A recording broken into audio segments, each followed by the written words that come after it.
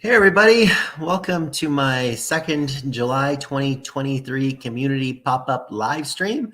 I think this is the 15th one we've done of these, which is crazy. I think I started doing these live streams occasionally about a year ago, I suppose. And so it's crazy. We're up to number 15 already. So thank you for joining. If this is by chance your first time here though, and if you like outdoor adventure videos, gear reviews, and other outdoor related stuff, well, please hit that like, subscribe, and of course the bell notification button so that you don't miss anything. Today, what do we got planned? Not a whole lot. Last time I chatted with you guys, I was under the notion that we were going to be going out and doing some camping this weekend, and at this time we opted out of that.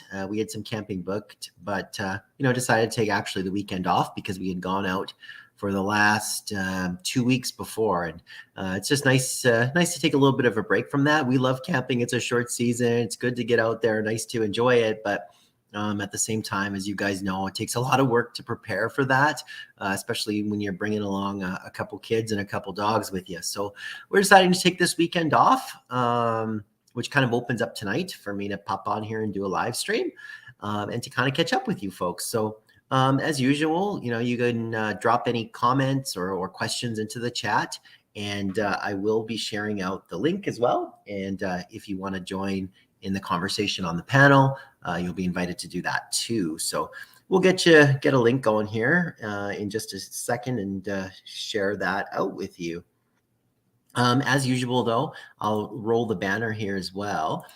So at the bottom of the page here, you're going to see how you can share out your link. So we have a little chat bot enabled here. So if you type in that hashtag new friend, NEWFRIEND is one big word, it will share out your link. And we'll love to make some connections. If you are making connections with other friends here, I encourage you guys to actually go over to their channel, click a video or two, watch a video, even if that means leaving here and coming back. That doesn't offend me in any way, shape, or form. But I encourage you to do that so that way those connections, actually stick.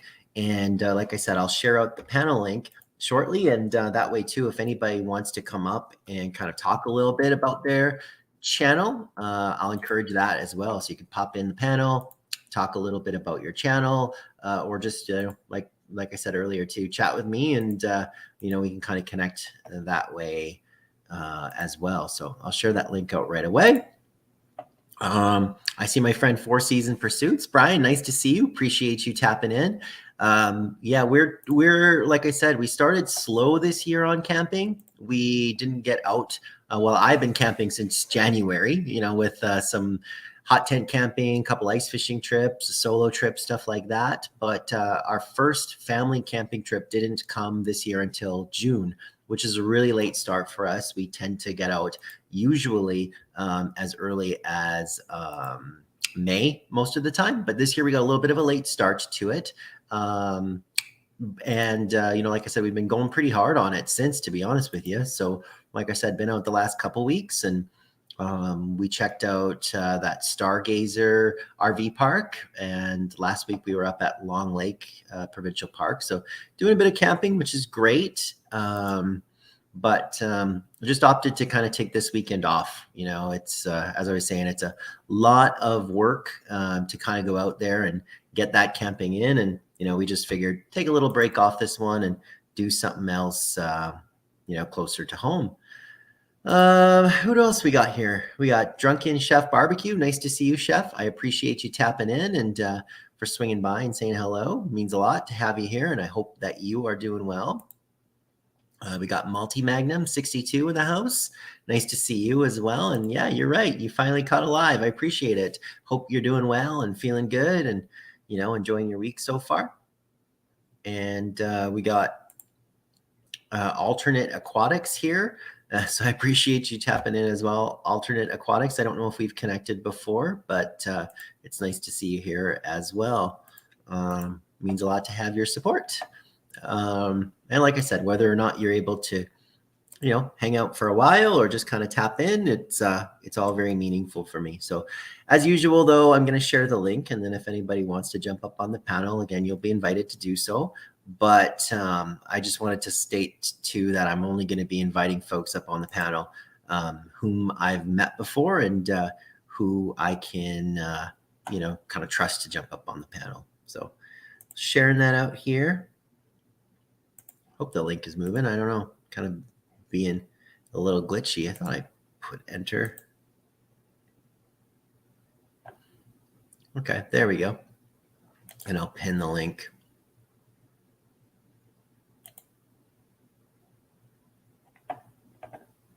There we go. Last live that I was able to, oh, here we go.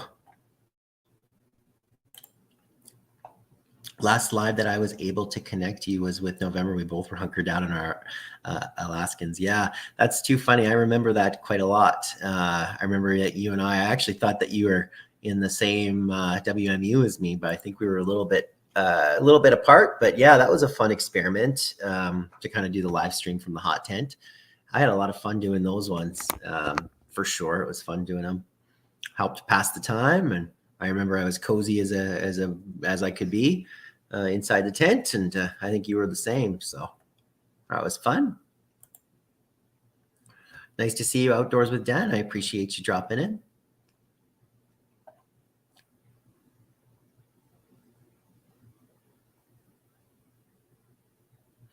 Yeah, Chef, I think I got the link figured out here now, but I think it's figured out and pinned.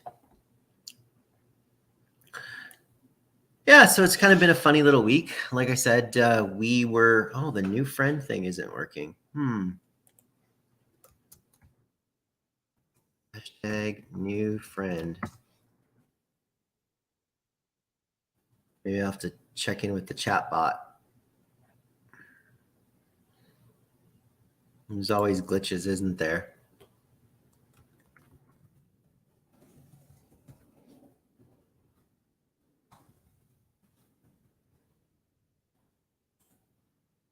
Okay, no Nightbot. Okay, well, that one sent it out.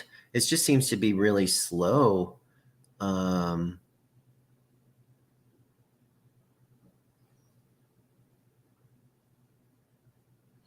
think it's just really slow. But yeah, try hashtag new friend. It seems to be working, maybe just a little bit slow tonight.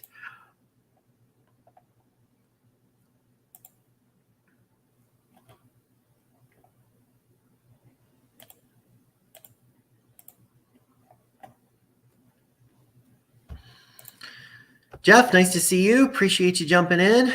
Means a lot to have you here. There's Drunken Chef's link, so that one seemed to work. I'm glad we got it figured out.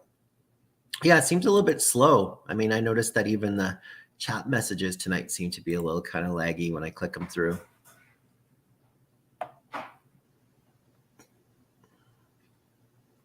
And so, like I mentioned earlier, if you guys are checking out other channel links, give them a click, go over to their channel, spend a few minutes over on their page. I think we've all seen, in our experience here on YouTube, sometimes you make some new friends, and if that new friend doesn't actually watch a video, doesn't like a video, or doesn't leave a comment, a lot of the time, those connections, they don't seem to stick. So again, I encourage you to actually take that time to click on a video or two and make sure that that friendship actually really locks in place.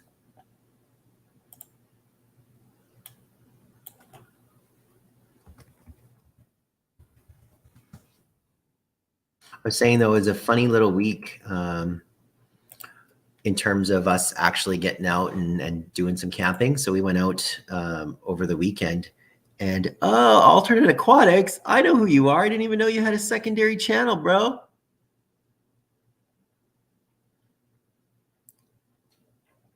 I am so pumped to see you back.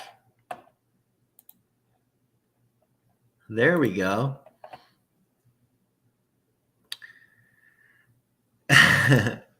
That makes a lot more sense. Just kind of catching up to the comments here. Yeah, yell anytime if questions on MREs. Many friends help me on info and will help you, sir. I appreciate that. I haven't had an MRE in a while, to be honest with you. I got some downstairs sitting on the shelf, but I guess I'm taking a little bit of a gut health break. Hey there, Jeff. DOA always brings some cool adventures to the YouTube community. Oh, that's really nice for you to say, Brian. Yeah. Jeff from Doorward Outdoor Adventures. You guys, I definitely encourage you to check out Jeff's channel. Jeff is based here in Edmonton, just like me. And it was funny, Jeff and I actually connected long before YouTube. I think we really were connected through Twitter for, I don't even know now, man, probably 5 years, 6 years. I don't know. I think it's been a long time. And started to find out, maybe actually even over about a couple years ago, that Jeff and I live just like minutes away from each other. So Jeff's got a great outdoors channel. I was lucky enough to get out fishing with Jeff right after Christmas time. Actually, earlier the year, we did some ice fishing and we had a great day, probably one of the best days of fishing that I've ever experienced. But Jeff's a good outdoorsman. He does a lot of hunting, archery hunting, elk hunting, all sorts of good stuff like that. A lot of really good trail camera content on Jeff's channel. And Jeff's pretty active on both YouTube, but also on his Instagram page. So, like I said, if you're on Instagram, you might want to check out Jeff's Doorward Outdoor Adventures there as well. And I'm certain that if you click onto his YouTube channel, you'll probably be able to surf over and find his Instagram link over that way. That's good. The chat's working. It's just slightly lagging. Good stuff. Four Season Pursuits. So Four Season Pursuits, Brian is also just located in and around the Edmonton area as well, just a little bit north of me. And I think, yeah, we probably connected, Brian, last fall or last summer through the YouTube community, I think. And, Brian does a lot of outdoor activities as well in and around the Edmonton area. A lot of hunting stuff, a lot of fishing, ice fishing, and all sorts of good stuff like that. So again, like I said, if you're interested in that kind of content, definitely go check out Four Season Pursuits. And, like I said, Brian's a really good guy too, and has been a great supportive of me. So would encourage you to go check that out as well. No smoking flavor enhancers this evening over here, my friend. I just am rocking with a Pabst Blue Ribbon tonight and a family-sized bag of smoky bacon Lay's chips. This is the dinner of a guy who got home from work and then decided to put this together, at the last minute. Arlie, nice to see you in the house. I appreciate you swinging by. Thanks, Brian. Us Albertans guys like representing. Amen to that, Brian, or Jeff, sorry. Make sure those friendships really stick real good. Like, yeah, absolutely, buddy. Yeah, you got to do that, Dustin. You got to go and check out a page. So I resubscribed or subscribed to Alternate Aquatics. I didn't even know you had a second channel, but I went and subscribed to that one, and I'll make sure that I go through some of your videos and get them locked in. It's funny, one of my kids has a little beta fish, and I see that, a video you had a bit ago is a beta fish new home. So one of the boys a couple weeks ago decided he wanted to get a beta. So, but I'll tell you who's taking care of it. It's this guy, changing the water and feeding the fish and all that good stuff. And we had 1 near death experience on that fish already when we went into the tank, and he was laying on his little, I don't know what they call it, like a leaf hammock or hammock leaf or something like that. And of course the kid thought that fish was dead. And within about a week of us bringing him home, and he had a little freak out. And then I kind of like moved the leaf around and he swam away. But it really got me thinking that, I might have to go and buy a couple spare blue betas and keep them in a closet somewhere, just in case one dies, I can swap it out on him and avoid the crisis that will inevitably happen someday.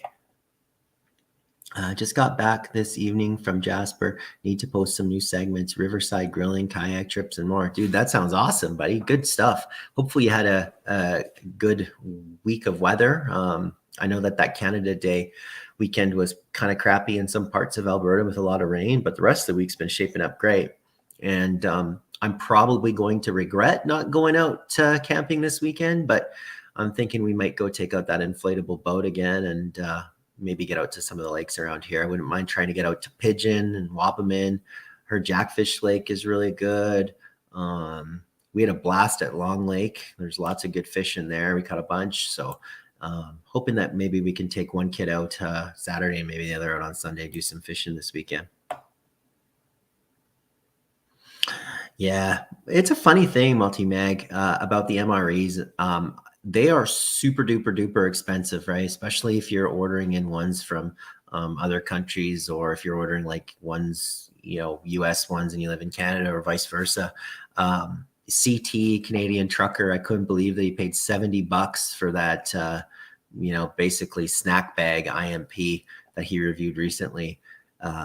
So $70 for a couple bags of juice crystals and a granola bar and beef jerky is pretty steep in my book. So that's one thing I think a lot of people don't really realize, right? Like, not only is making these channels or videos on YouTube, not only does it cost you your time, or for the outdoors ones, it costs you the fuel and time.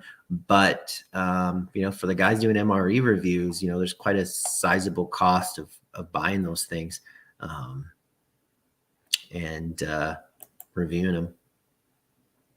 Outdoors with Den just shared his link. So if you haven't checked out Outdoors with Den's page, that's the link that you can go check it out. He just spent a multi-day trip out on his homemade barrel boat, which is awesome. I think I've made it through that journey, which looked like a really relaxing trip and a really enjoyable trip at that. And I know yesterday it was funny, Dan, you were talking on the last live stream about the chicken and rice, and I saw that video pop up the other day that you were making some chicken and rice.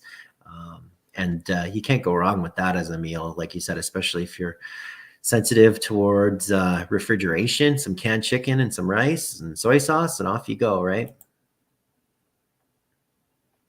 Alternate Aquatics asked, why did you take a break from the MREs, Malty? So I can let you answer that. Yep, Jeff. Yeah, we met a while ago. Like, I'm certain it's got to be more than 5 years for sure. Now Twitter sounds like it's a dumpster fire. I looked at Instagram today, and there's something now new called Threads, which I signed up for. It sounds like that is the Facebook, the meta version of Twitter, I guess. So we signed up for that. We'll see if it sticks or not. But better safe than sorry. But yeah, Twitter just seemed to turn into a place where there's just like robot accounts constantly and just a lot of BS, to be honest. So I don't spend nearly as much time on there. Oh my God, is it because you prolapsed after too many MREs backed up the poop chute? Yeah. I think we're getting into personal reasons there, Dusty. Unable to eat what I wish, slowly getting back to it, into the hobby. That's good, Multi-Mag. Being honest. Yeah, the honesty is definitely there. Good safety. That's a good safety rule, is make sure you're drinking a lot of water when you're eating those MREs, because they can definitely do a number to the digestive tract. Prolapse can be deadly for sure. Yeah, prolapse is the silent killer. Not exactly, but LOL. Make sure you take some laxatives. Okay, we're getting into the deep doldrums of the poop chat.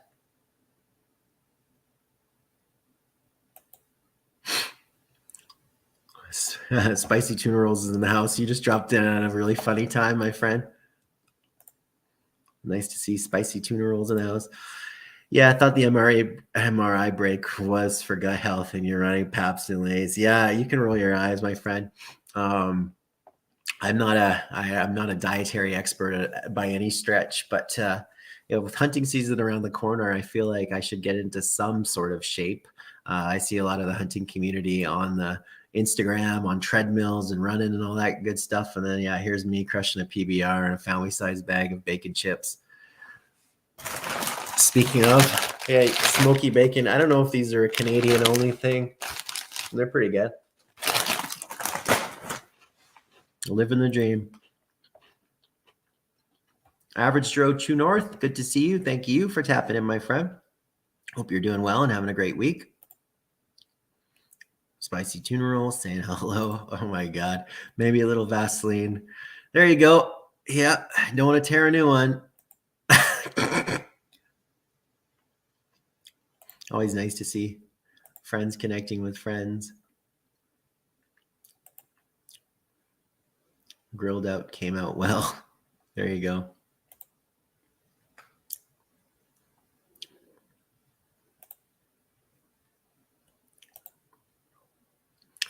Mark Kratz, good to see you, brother. Nice to see you popping by.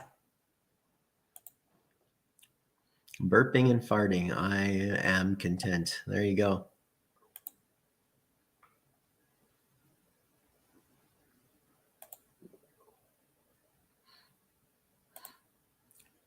I don't know if Mark's comment here, got to unload some groceries. Is that a more another poop colloquialism, or does he actually have to unload some groceries? We'll see.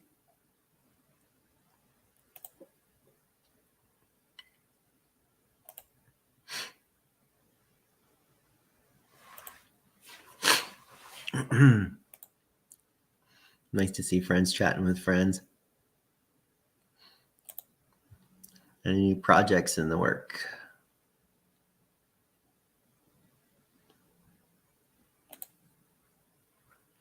Hope you're all doing great. Yeah, you too, Arlie. Yeah, hope you're doing well and having a good week. Been a busy week for my work today. I got home actually earlier than I expected to, which was nice. But with Monday being a day off for Canada Day, all that means is you have more work to do and a shorter work week, right? Yeah, we miss you, Spicy Tuna Rolls. Miss your videos, buddy.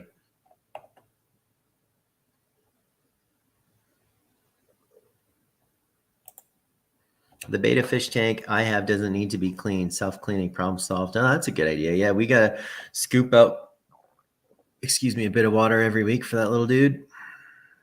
I don't know if it makes a big difference, but water sure gets stanky if you don't.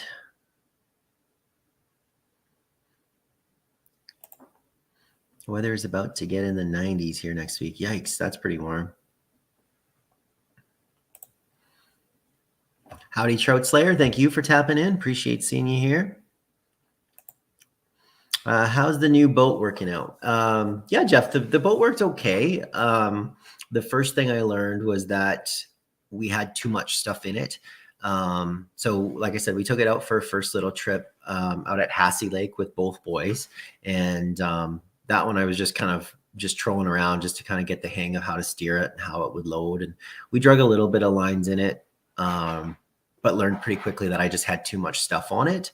And then last weekend we took it out to Long Lake and did a few different runs on it. The first thing I did was got rid of the inflatable seats. So there's these like inflatable literal seat cushions that are like a balloon basically, right? And they're kind of like U-shaped and you sit on them.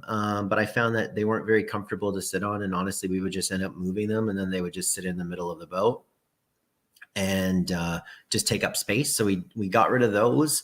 And then I just tried to condense down stuff like, I mean, when I'm out there with the kids, I don't need a tackle box and they don't need their tackle box. So we just try to pare down a little bit of stuff to get some room. And it worked out okay in that regard. I was a little nervous about the battery life. So I took the battery into Canadian Tire and then they did a little test on it. They said the battery's good. So on the last live stream, some of the guys were saying that they think that it should be able to last 3 or 4 hours of trolling time. So I was probably being a little conservative on it and only going out on the water for maybe about an hour and a half before coming back. But I could probably push that a little bit further. But it's pretty good. It's a good trolling speed. We caught some fish when we were out at Long Lake. So my older son got 2 fish into the boat, which was good. And that worked out well. And I used my little lucky fish finder thing and drug that in the water. And it was definitely helpful for testing depths and all that good stuff. The one crappy thing, though, is we woke up on, I guess it probably would have been Sunday morning. And, since it was raining so much, I could hear a little hiss. So there was totally a little cut in one of the parts of PVC. So I took it and dried it up, put a patch on it, sealed it up, and it seemed to be okay.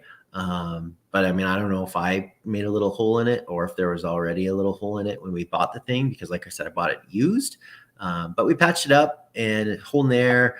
The nice thing was with that guy is there's, I think, 3 air chambers in it. So even if one has a little bit of leak, I'm not super duper scared of taking it out. But yeah, patched up. It's in their garage right now, blown up and holding air pretty well since we drug it out in the garage, after we were out. So it's working good.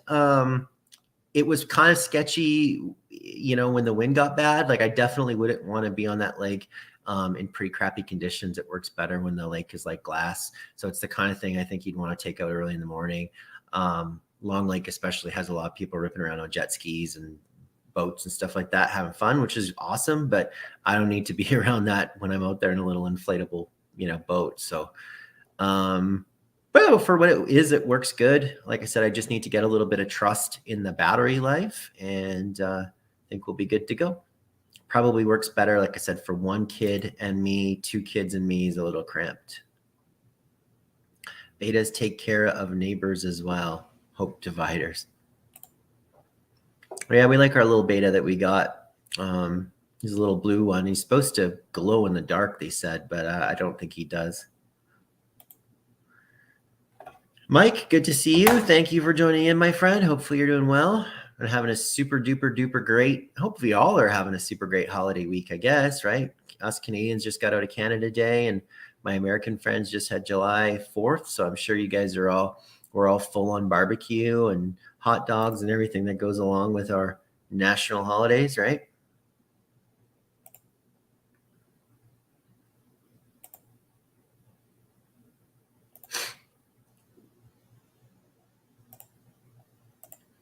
Oops. Average Joe is playing with some flint sparky stone slabs. Yeah, that sounds like a good time, making some fire.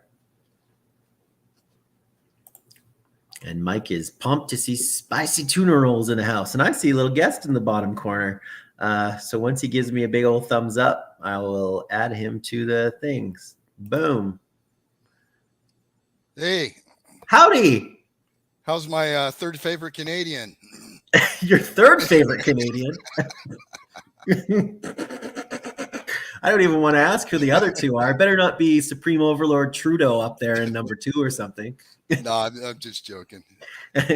How are you doing, bud? Pretty good. Just got back from the store. Had to do some logistics for the home. Nice. Got some groceries. Getting the regular errands done. Yeah. I saw your caught a little bit about the boat there. Yeah, it's buying used. So I actually didn't say this on the thing or not, but I actually bought 2 of them. Hey, so I was looking around at Marketplace and I found 2 of the exact same boat, right? One of them was advertised as not leaking and it came with the boat and the oars and something else, boat oars, maybe an anchor. And then the other one said that the boat was leaky, but it had the motor, the battery, and all that other shit with it. So I ended up just buying both so I could kind of cobble together the best parts of each of them, right? And I haven't even blown up the one, like the second one yet. So I guess I got more boats than the Canadian Navy right now, Mark. So we'll see, if the other one works or if it just ends up being garbage. I don't know, but it's still priced out well to kind of buy all those used parts, together, just cobble them.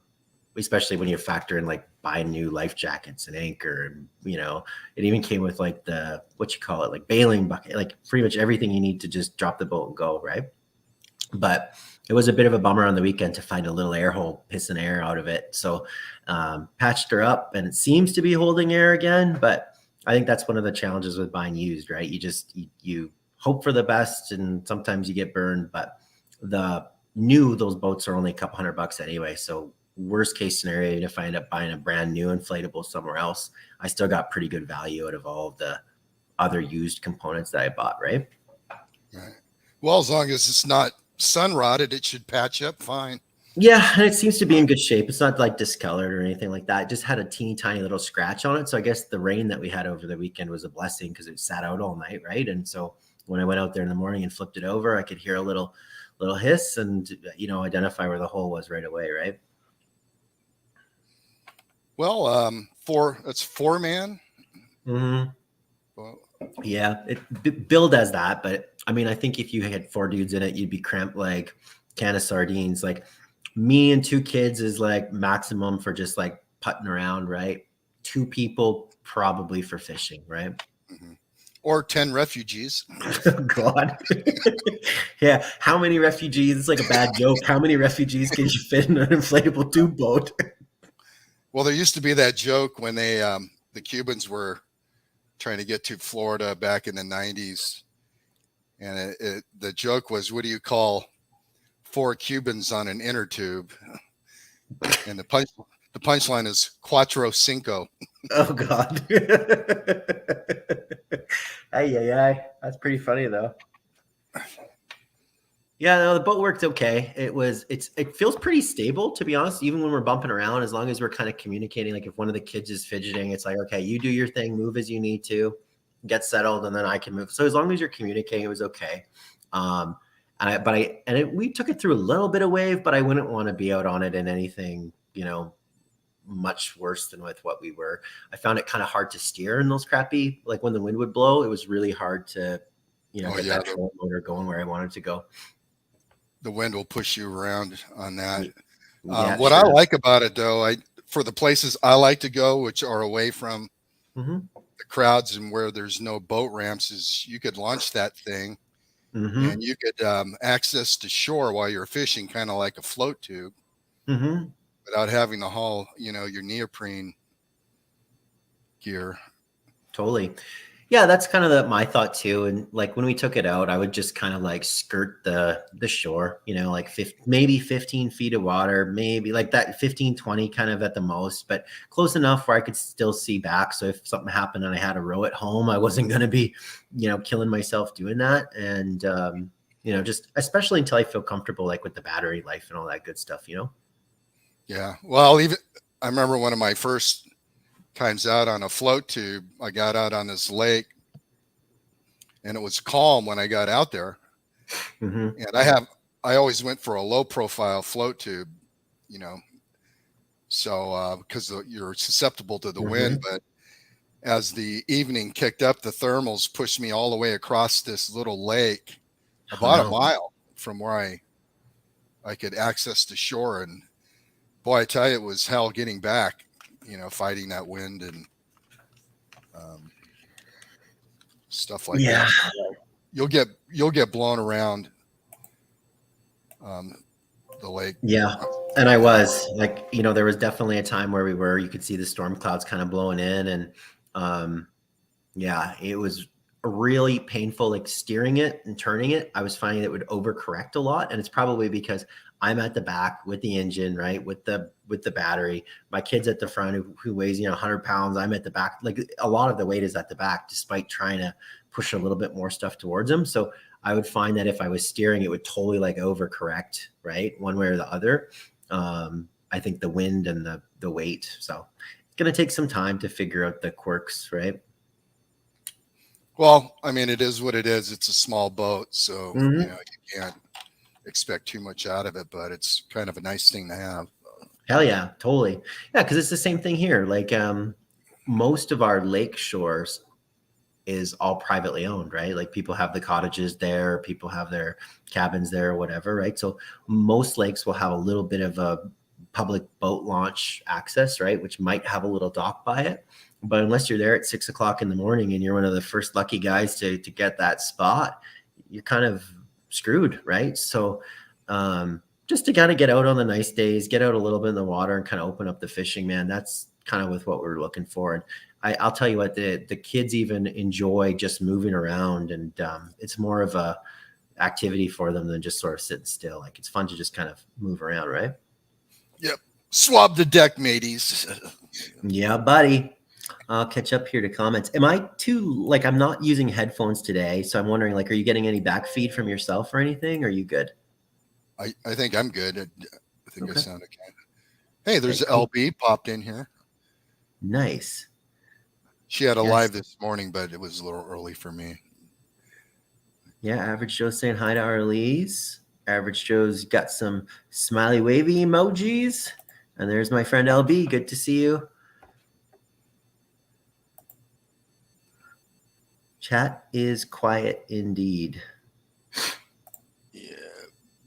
Let's see. Spicy's out there. Mike Kreischer.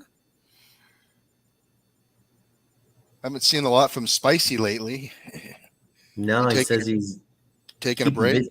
He says he's busy and broke, which is the worst combination. Oh,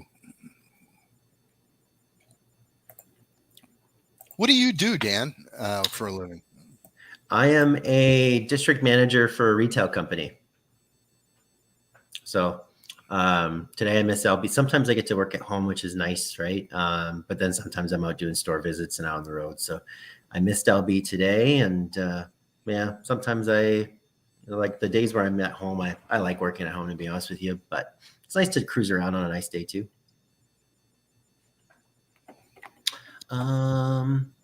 Where did Ray from World's Fastest Tube go? He's gone silent.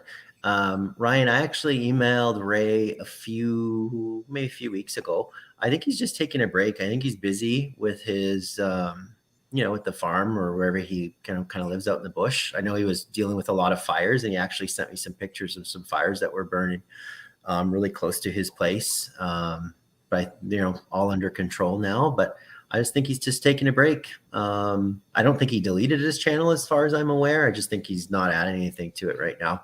But I know for him, a lot of it, like with him, I think it was his daughter, I want to say, challenged him to just make the channel to share his stories, right? So I know at a certain point, he kind of, like he had told me that once a lot of his stories were shared, and I don't know if he had much else that he, felt passionate about kind of posting. So maybe there's a piece of that there. I don't know. Yeah, I think I keep in touch with Ray. Yeah. Yeah, so he's taking a break. He got kind of discouraged, I think. Mm-hmm. Like, well, all us smaller YouTubers, you're not getting the views, or your videos aren't coming up and getting Mm-hmm. searched. So it could be kind of disheartening. Yeah. But yeah, he's taking a break. But I mean, he's one of the most, I don't know, knowledgeable guys I know. Mm-hmm. I mean, he's got great artistic skills, all the little crafts that he makes with the antlers, and I mean, just Totally. gadgets. Yeah, for sure. Yeah, this craftsmanship is absolutely crazy. Some of the things he's made, like you said, not even just, but woodwork and antlers and all sorts of different stuff, right? But yeah, I think you're right. I know he was tired, I think, a little bit of, to a degree, of some of the um, politics as well, on YouTube. Kind of makes it tough sometimes, I think, to get your niche. And him and I had a few laughs about how some kid opening up a pack of bubbles could get like 10 million views, and then he puts his heart and soul into some content and 6 people watch it, which like, hey man, I get it. Like it's very frustrating at times, right? Yeah. Well, you got to do like I do. Just you don't care, and you just put out whatever. I don't know if I have a niche. No, but I think that that's important, because at the end of the day, that's kind of the thing that I like too. And I've said a few times, like maybe I lose people along the way by being a little bit eclectic at times, right? But at the end of the day, you have to do this for you, right? And if you're not having fun doing it, maybe a break is in order. You know what I mean? Mm-hmm. Broke is the worst part. I agree with you, Tuna Rolls. Spicy talks too much. He needs to rest his vocal cords. Yeah. Yeah, he's a man of many thumbs ups. I always like in Spicy Tuna Rolls videos when he really, really, really likes something. He's got like 100 pre-cut thumbs up signs that are just there ready to kind of pour on, which I think is awesome. Yeah, that reminds me of there's a Brazilian barbecue restaurant in Austin. Have you ever been to a Brazilian or Argentinian barbecue?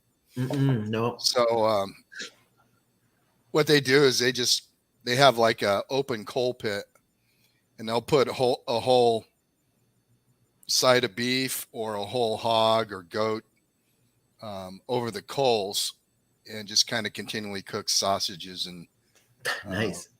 things like that. But at this Brazilian restaurant, it's all you can eat. So the waiters go around the restaurant with swords, and on it are different cuts of meat. So one may have all pork ribs, one may have fillets, pieces of chicken, and they give you a green like a coaster. And if your coaster is green, they'll come over and then you tell them how much you want. They'll just keep. And when you want to take a break, you flip the coaster over to show red. Oh yeah. So that's what Spicy's little thumbs remind me of, was that restaurant where you have the red and the green. I think we do have one of those places actually in the city. Now that I think about it, but never been there before. I'd probably leave with such a gut issue, man. And I was getting made fun of for having some chips and a beer, but I think if I'm sitting there eating pounds and pounds and pounds of meat, God help us the next day, you know? Yeah.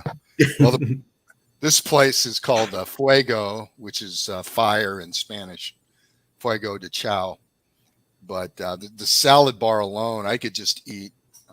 I'm a meat eater strictly, but you could just go to town on just their salad bar.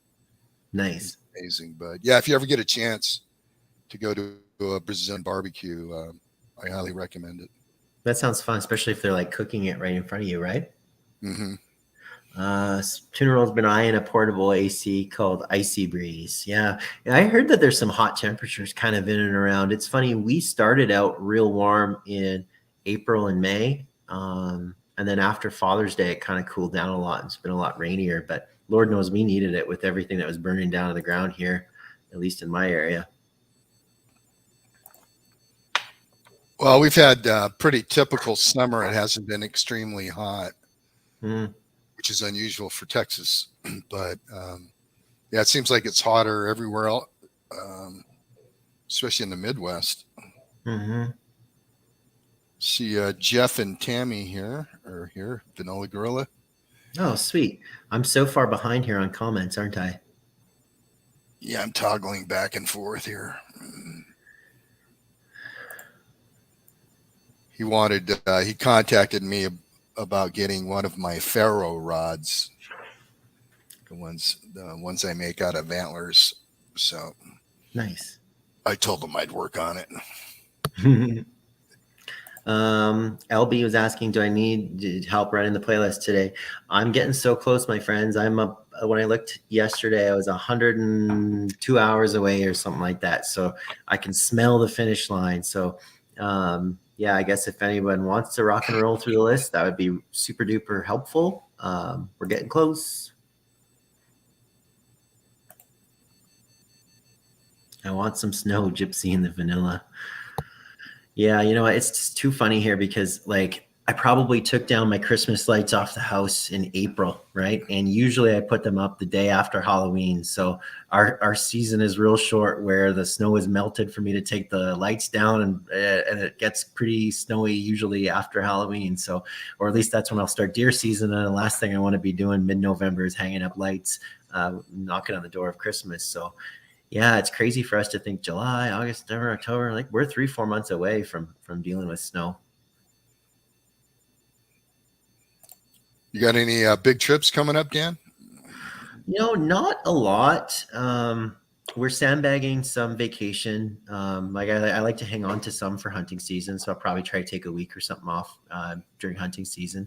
And last year, we actually, it's funny because you commented that you were just in Vegas, and we went last year. My wife and I went once in December because we're Raiders fans, right? So we went down to see a Raiders game last December. And then we actually took the boys in January to go see the NFL Pro Bowl game. So the kids got a little taste of that. And so now they're on us about trying to take them down again to actually see a football game, like an NFL game, not just the Pro Bowl. So I might try to sandbag some vacation and maybe we'll do that before Christmas, like instead of, gifts that they just forget about in 10 minutes, But that's it, man. What about you? Do you got any vacation plan? Well, I was supposed to be in Idaho yesterday, but I had a personal issue come up. I turned 65 last November, and so I became got on the Medicare system. Mm-hmm. And then I got a letter a couple months ago from my former healthcare provider that they were discontinuing my medical pay benefits that I earned because Medicare had canceled me. Well, I had never got any mail from Medicare, not even a Medicare card So I contacted them a month ago to find out they had my address incorrect. Oh no. So any mail that they sent me or anything like that. So I learned I owed them $300. So a month ago, I sent in a request to get my benefits reinstated and paid what I owed them, because I just didn't even know because I hadn't heard from them. So anyway, I'm waiting to hear back from them, and I'm kind of getting worried again because right now, as of July 1st, I have no medical benefits. So I don't want to be gone. I want to get this thing taken care of.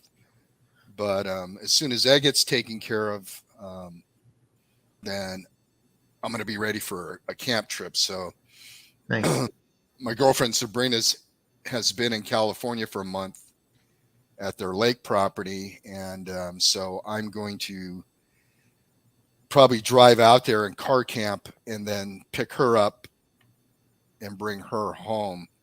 But that won't be till September. But I'm getting itchy to hit the Rocky Mountains. No, I think LB just made a comment that she thought that I look older than you, Mark. Well, that's good. Yeah, it'd be nice if you can get out, but I get where you're coming from. The last thing you want to be doing is traveling everywhere without that coverage, right? It's too scary. Right. Well, I have to get reinstated, and then I have to send that proof to my insurance people that pay my benefits, and then get that all situated. So, but I don't know. It's just a pain in the ass dealing with the government.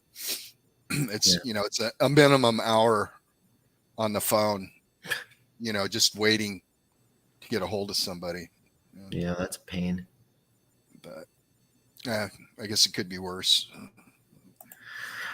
So aside from that, so you said you might still get out that way once you get this all sorted out with, get some camping in. That's kind of the plans. Yeah. I just recently became an affiliate of a company called Expedition. I'm having a brain fart. That's what happens when you get old. Anyway, they make high end. Dave Collier, I guess, did a review on one of their backpacks, waterproof backpacks. I got one too. It's like the dry bag backpack, right? Right. It's Expedition something. I can tell you because I'll have an email from them. Yeah, they sent me the other day a backpack and a water bottle. Yeah, I haven't opened the package yet. It's supposed to be a waterproof backpack. It seems pretty sweet. I haven't really played around with it yet either, but it definitely looks like it literally looks like a canoe dry bag with backpack straps on it. Yeah, it'd be perfect for your raft. You know what? To be honest with you, that's what I thought. If we throw like the first aid kit, toilet paper, shit like that I don't want floating around the bottom of the boat, like lunch, right? I think that it would be great for that, to be honest with you. And it's waterproof, so if you had to, you could use it as a flotation device, literally. And but I think, and I'll double check here too, but I'm pretty sure that those things are all made of like recycled plastic, like old bottles or whatever. Yeah, it was called Expedition Units. Does that sound right to you? That's it. Yeah. So if you're a YouTuber and you want a free bag, reach out and get a hold of them. And because that's all I did. I saw Dave's review, and so I went ahead and found them on, I think it was Twitter, and then I went to their website and just contacted them, and they said, yeah, no problem. They didn't even blink an eye. And that's $100 bag, I think. It is. Yeah. $100 plus whatever shipping and stuff. And you know what, to be honest, when they shipped me mine, they actually shipped it with a pretty good tracking number that actually like tracked it from, I think it came from China and landed in Burnaby, BC, and then came across, and it was updated the entire way, which was, I found pretty impressive because a lot of times that stuff is just so poorly tracked. You don't know where it is or not. Mhm. But yeah, the other one that I've seen a lot of people reviewing, it's like everybody's was last week, was like the Saker hedge trimmer. Like I must have saw 50 reviews of a Saker hedge trimmer, and Yeah. they reached out to me like, "Would you like to try?" I was like, I can't see the connection here, man. Like I'm already loosely connected with gear reviews, campground reviews, like the last thing anyone wants to see is Dan out there trimming his apple tree with a Saker hedge trimmer. So I just said, "Thanks, guys," but keep me in mind for something else. But it's kind of fun to get some free gear here and there, like little stuff to try, right? Yeah, I got a let's see. Well, I just did one. I think it aired this morning or yesterday on a combination gun light and laser, which Nice. what which was a pretty good unit. So um, I was looking for a gun light anyway. It's got the laser. I don't use the laser, but the gun light. And then I had two more gun lasers, an outdoor LED motion light, and yeah, and I have a game camera, and I just got another Bluetooth game camera to review. Sweet. So looking forward to that. And I got a one more MRE to do. Mike Kreischer sent me that French or a Canadian MRE, but in it was a Japanese Yeah. self-defense force ration, which I had done a review on just two components a couple years ago. And that just those two components cost me well over $100. I heard you talking about the cost of these MRE, Mm-hmm. doing these MRE reviews, and yeah, they can get pretty pricey. Sometimes the shipping is more than the MRE, depending where you're ordering them. It's crazy, isn't it? And I think I was talking actually to Mike Crasher about the Canadian ones, right? Like, so we have a military surplus here in Edmonton. And a lot of times I can buy like I can't remember how many come in a case. I think it's 10. And I used to be able to buy a whole case of them for $100 for 10 of them. So $10 a meal, which I didn't think was too bad. But then, yeah, I'm seeing that people online are paying $70 per IMP, which is like, to be honest, like insane. Yeah, I can't imagine, you know, becomes a pretty expensive hobby. Yeah, there's well, one of the holy grail ones is one of the Italian meals, 24-hour rations, because it came with an actual bottle of alcohol in it. Oh, no way. And if you could find one of those, they go for like over $200. If you could find that menu. Catching up on some comments here. Yeah. Multi-Mag says MREs, IMPs change price across the imaginary border, right? Yeah, it's totally true. Mark it up when it just crosses one side or the other. The light was bright, but Mark said 100% hits, and I heard some ricochet. Just saying.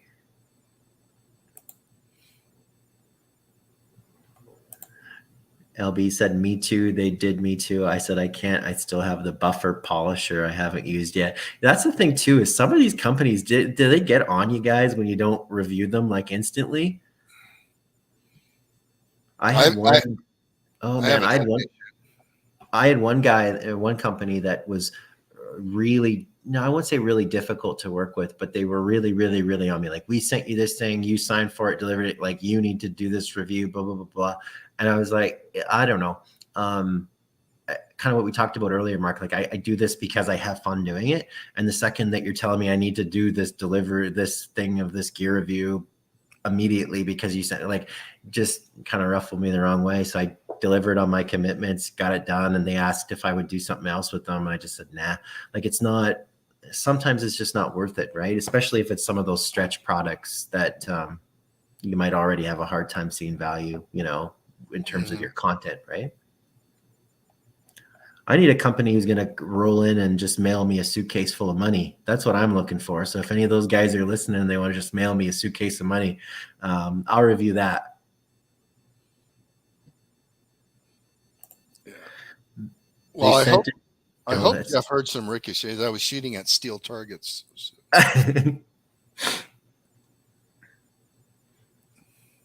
LB said they sent it to her in the dead of winter. I said, how can I review a buffer with 2 feet of snow? Yeah, it doesn't make sense. Make you polish the ice on your driveway.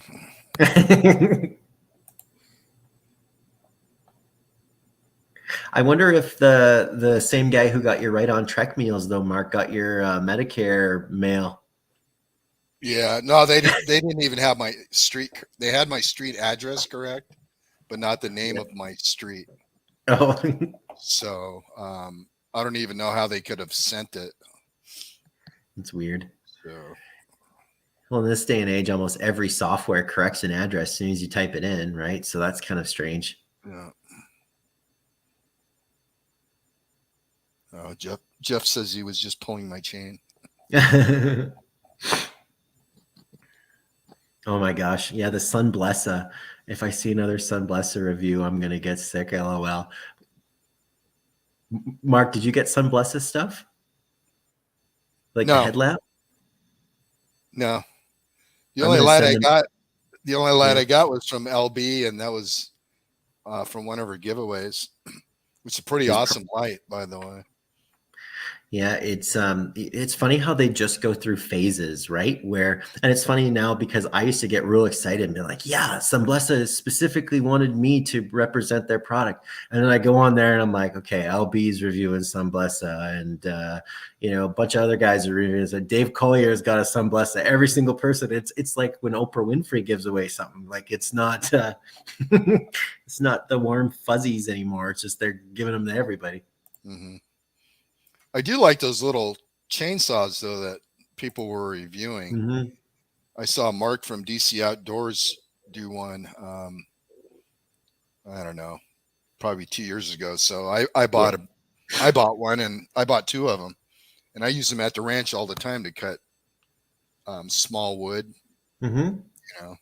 for the Yeah, campground. they're actually pretty good. I found that they overheat though, right? That's the only thing I noticed with it is if you're really honking on it, it'll die. And then you'll realize it's not the battery. It just needs to cool down for a bit and then off you go again. But I found it was handy too for just like I would take a tree down with the chainsaw, like a regular chainsaw, and then use that little guy to delimit and then use the big chainsaw to break down the logs again. And so for delimbing and stuff, I found it really handy.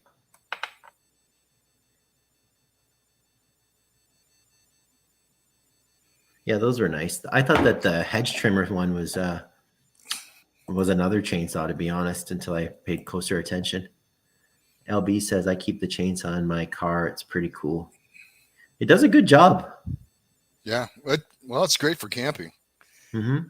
I wouldn't have much of here at the ranch. I need really heavy duty stuff because just stuff for a home garden just doesn't do well. I've been Mm-hmm. through different chainsaws and hedge trimmers, weed trimmers, and things like that. And sometimes it just pays to buy the good expensive stuff that you know is Mm-hmm. going to last instead of buying 3 or 4 cheaper things and you're back up to that price point Mm-hmm. that you were Yeah, trying to you're right. avoid anyway. I agree with you. Thanks for dropping in, Arlie. Take it easy. That's funny too. Multi-mag tuna, but wait, there's more. Also include a bamboo steamer and Ginzu knives. Yep. I still have some Ginzu knives. That's too funny. Somewhere. Mhm. What do you got planned for the weekend, Mark? Oh, I haven't thought that far ahead. I got 3 videos to make, and I have kind of stepped back where I was doing videos every day, and so I'm just doing right now like 3 a week. So I'm Mm-hmm.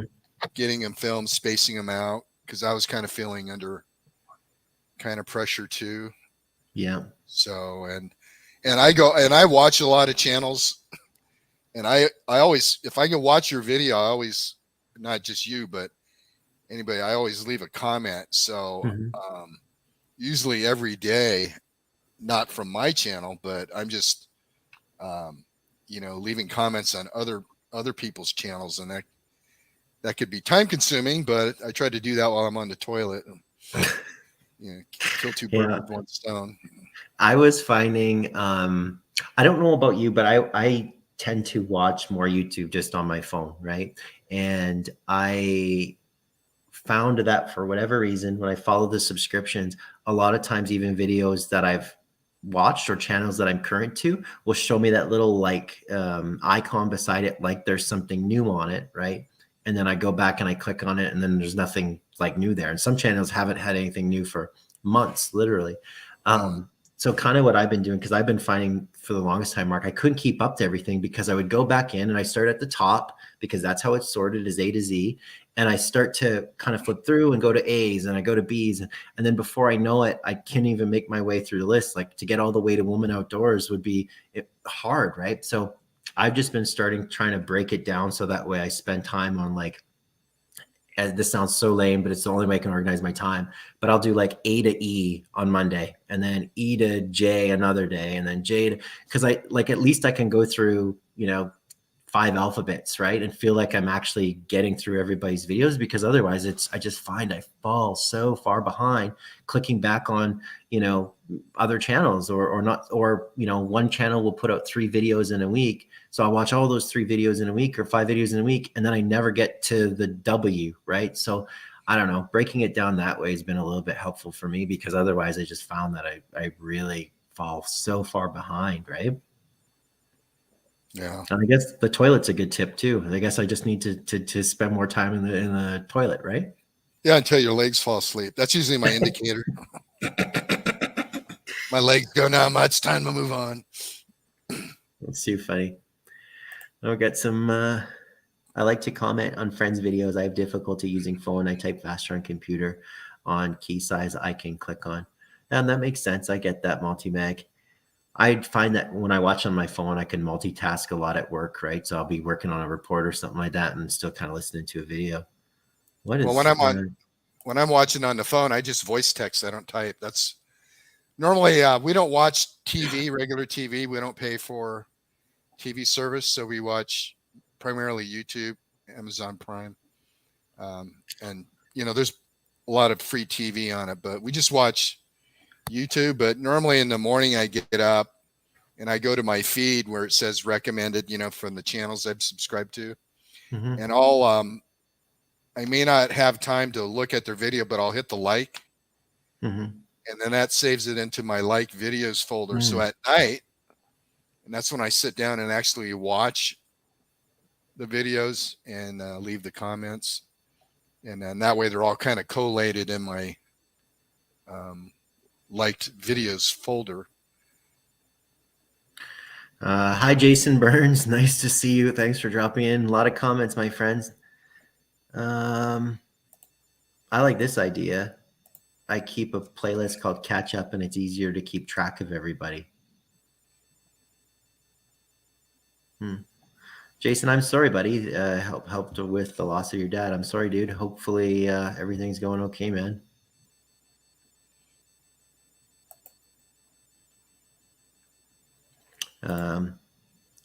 Watch later list, so similar. She Fires, good to see you. Appreciate you tapping in. I haven't seen a video from you in a while, so it's nice to see you dropping in, and hopefully you're doing well. Yeah, I guess you can put it in your watch later list, but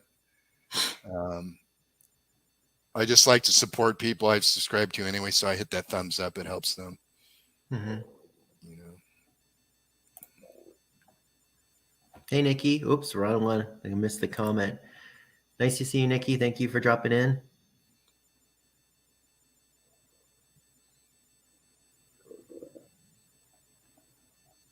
So you said not a lot of plans this week and just maybe knocking off some videos, hey? Yeah, and I did a kitchen remodel, so I have one more thing to do with the sink, because I have to buy a new dishwasher, and so I have to hook up the hose that goes to the garbage disposal. Mm-hmm.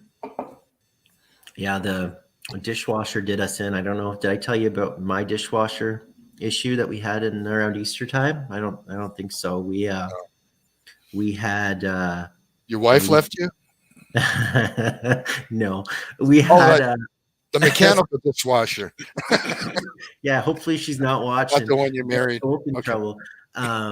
Now, one of the hoses underneath the dishwasher must have leaked or something, and it made a big ass mess of all the floor. Leaked underneath the linoleum in the kitchen, wrecked all the underfloor, caused us so much problems, man. So we were about a couple months, 2 months of having the kitchen ripped up and replaced the subfloor, and then had to replace the rest of the floor. So we ended up buying a couple of those little water sensors. They're like a little detector we bought from Amazon that can kind of go under there, and then as soon as it senses any humidity, it just like beep beep beeps, which helps. Hmm. No, my wife did not leave me, Jason Burns. I appreciate your concern. I'm sorry if yours left you. Okay. Do you know Jason, or is he trolling you? I think he's probably trolling me. So we'll let it go a little bit. And then if so, then we'll see where this goes. And yeah, I don't want to have to use any moderator powers, but so be it.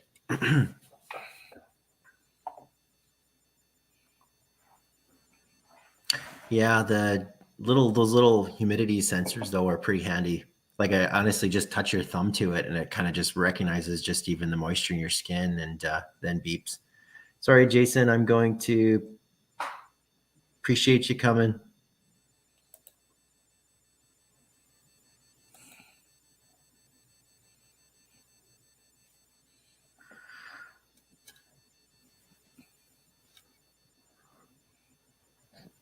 Mike Kreischer's got a few beer.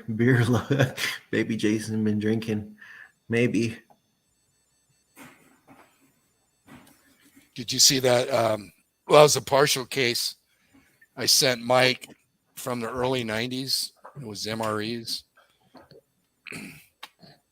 Yeah, I saw that he kind of went through some of it, but I don't know. Did he? I don't know if I seen him eating any of it. I think I just kind of seen him go through and make some piles of it, if I'm correct. Yeah, I think he went through and salvaged what's usable out of it. Yeah.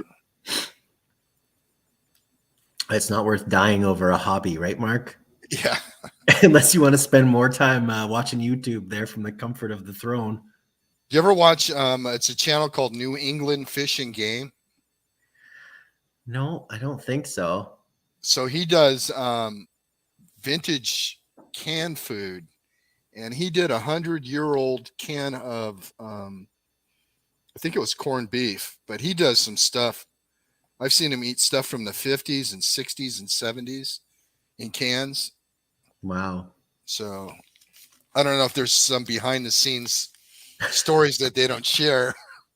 Man, But I was talking to actually Mike Kreischer about the one that used to be on the History Channel. It was called Eating History, and one of the two guys is on YouTube too, Old Smoky, and they would do the same thing, like eat these super duper old things, and even some stuff, man, that they would like pour a box of macaroni and cheese in a bin, and it would like literally would have like little bugs in it and stuff like that that I would not touch. But one of their tests was they would just like take a little sample of it, eat it, and if it made their tongue tingly, then they knew they wouldn't eat any more of it. And if it didn't, I guess if it didn't fail the tongue tingle test, then they would continue to eat it, I guess. But I don't know. Those aren't risks that I want to take. well, the way I learned about edible plants, to see if something was edible in the wilderness was in Boy Scouts, and you use all the senses. First, you look at it. Does it look appetizing? Next, you smell it. Does it smell appetizing? The third is you rub it on your skin and you wait, see if you have any kind of reaction. If that doesn't work, if nothing happens, then you just take it and you don't eat it. You just touch it on your tongue. And if nothing happens, then you take a small sample and eat it and wait 20 minutes. And if nothing adverse happens, and then, you would go through that procedure. But yeah, I wonder who the first person that discovered that poison oak wasn't good for toilet paper.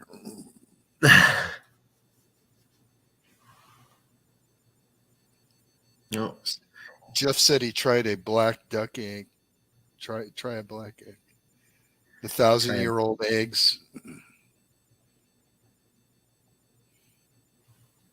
Now, when I was in Japan, they have there's a lake in a region there, and they sell black eggs, and they are eggs that they were cooked in volcanic, um,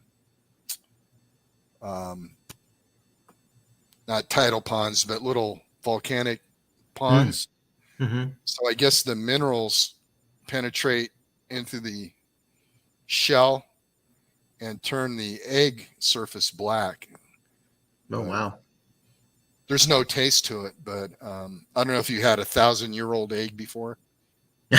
No, The Chinese, they'll do it like Chinese weddings. That'll be a big deal. really? They'll do bird's nest soup and 1,000-year-old eggs.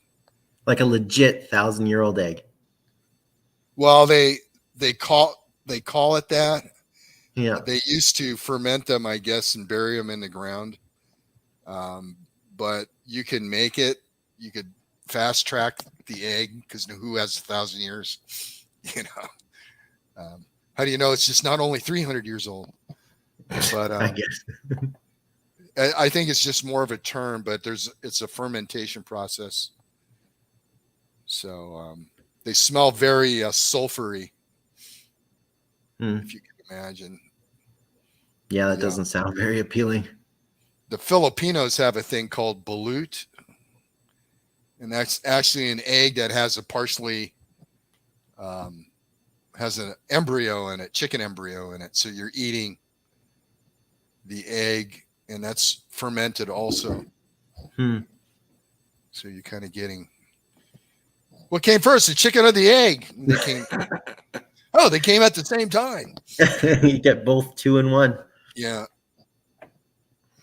I'm feeling like I might have made it to a new echelon of YouTube celebrity status, the way that I feel like I'm getting bombarded with um, people kind of coming in and I don't know what the correct word is here.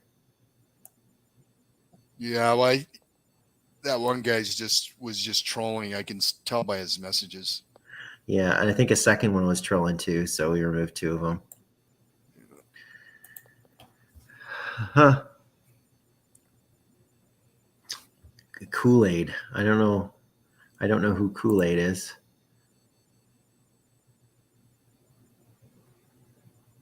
Probably another troll is my guess, Mark, but we'll see.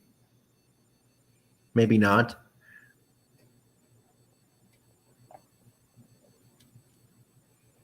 Beef slushies. I'd pass on that one there, Jeff.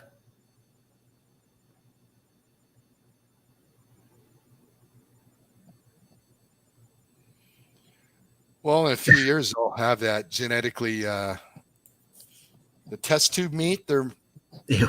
practicing on. Oh my God, what kind of world do we live in, hey? Yeah. Test tube meat.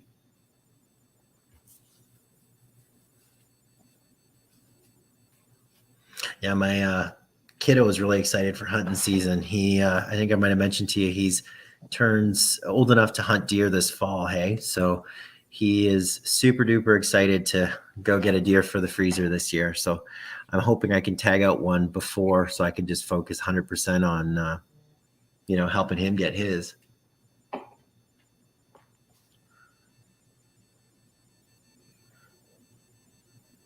Hope to get one with the bow, and then, like I said, just focus on getting the kiddo one. Now, Better than do you have to draw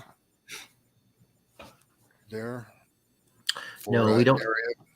No, for whitetails, pretty much across the whole province, it's just general. So you can just literally just go in and buy one, and you're done. For everything else, okay, Kool-Aid, I think you've made your point.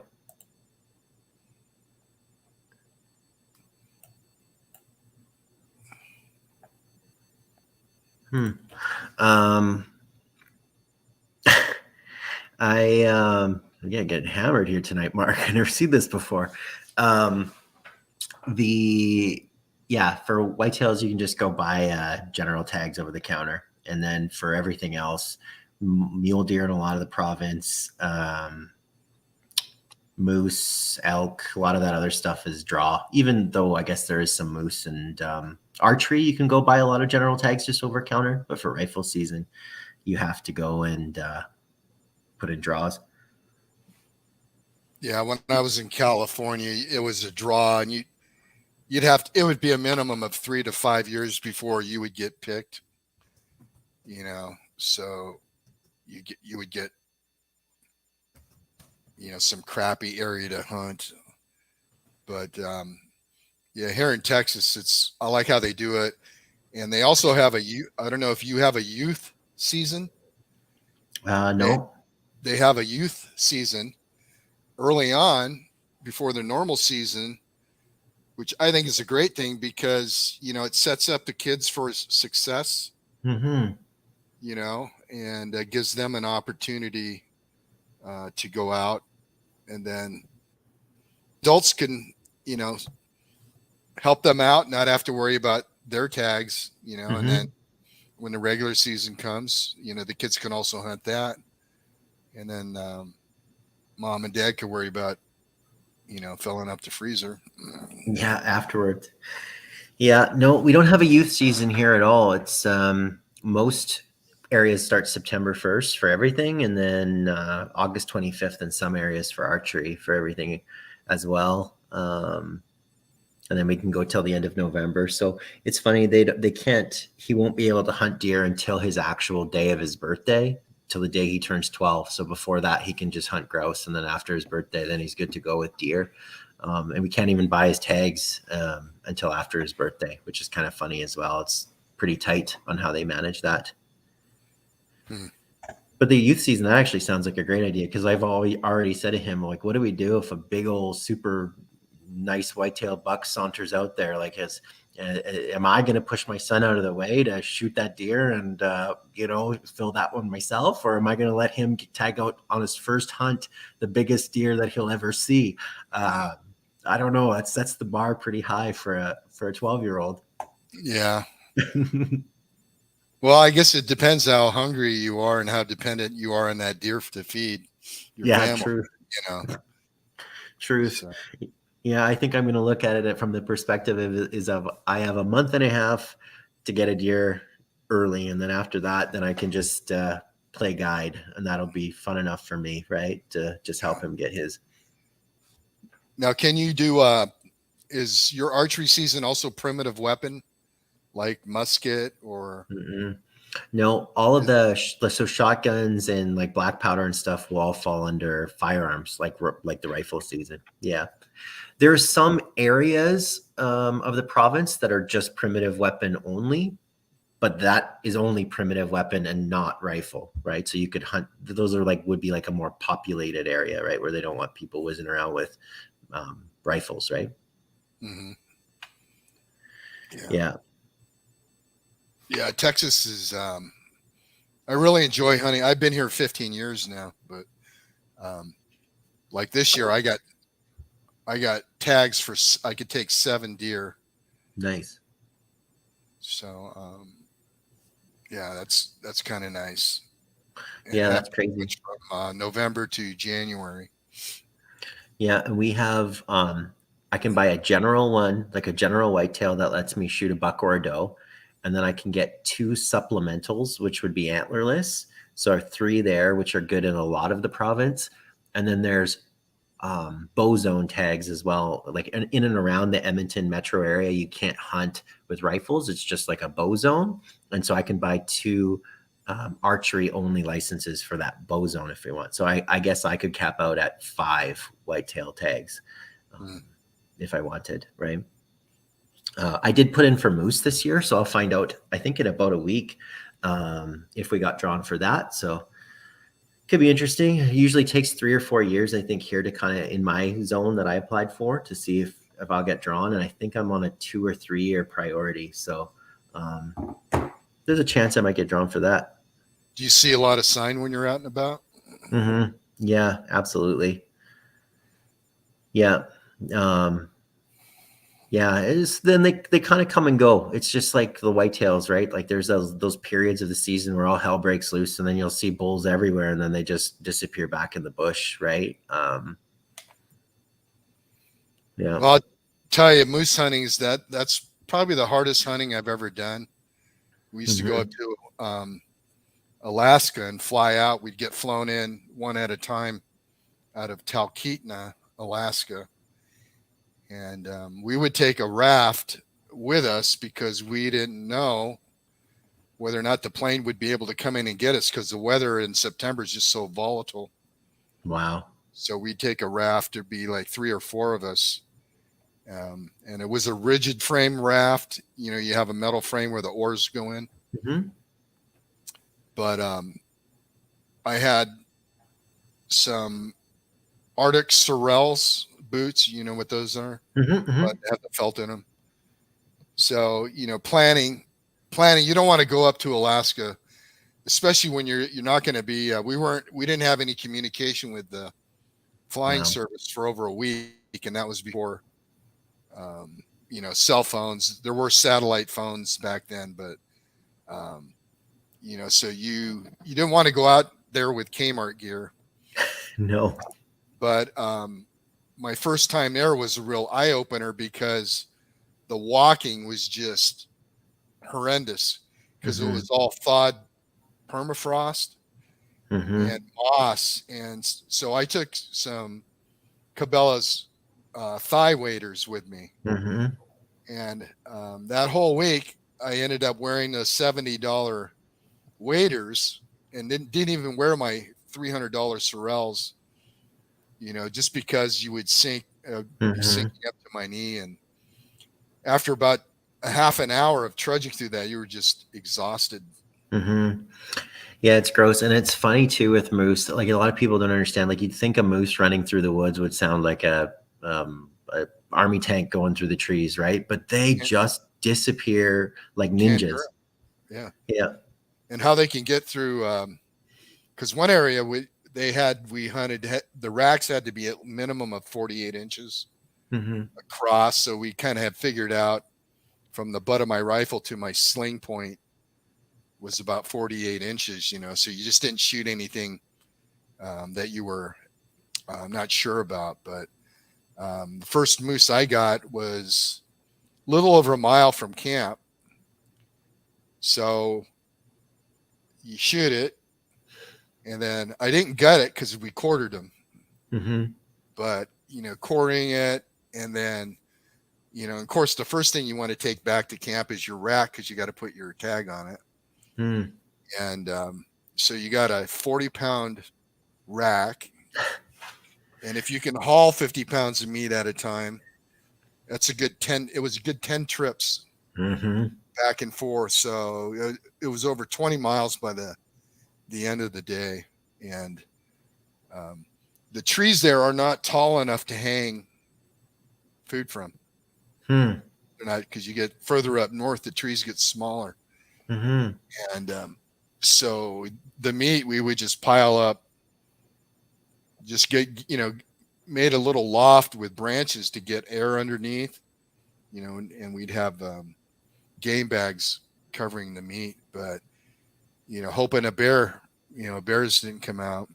Yeah. Yeah, God help us, right? I think the same thing, you know.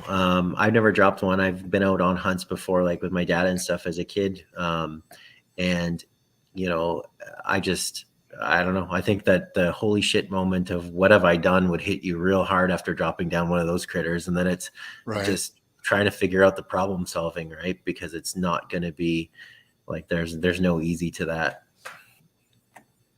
I like dragging meat. I like packing out meat, Mark, but I think that might kill any joy I have in packing out meat on my back, you know? Right. Well, it's like you said, it's be careful what you wish more. Yeah. Jeff, you know, it's a mile each way. So 10 trips with that meat. But that night was always, those days are the best meals because I usually eat the liver and the heart the first night. And it, you know, you're just so exhausted and hungry. You know? So it's just, how do you cook moose? Yeah. In a big oven. Yeah, there's a few questions about what does moose taste like and how do you cook moose? Well, kind of Um, like we do steaks, but a lot of people up in Alaska will grind it mhm, and they'll mix it with beef or just grind it. You know, moose burgers are very popular. mhm, Meatloaf. I like making chili out of it, spaghetti sauce. As far as what does it taste? Kind of a cross between caribou and um, elk. mhm. I found with moose too that not and moose more so than deer, but moose will taste like with what they're eating, right? Which could be a great thing or a bad thing. We found, that in the past, if you harvest a moose that's been eating a lot of like spruce and pine, it'll kind of have that sort of spruce and pine.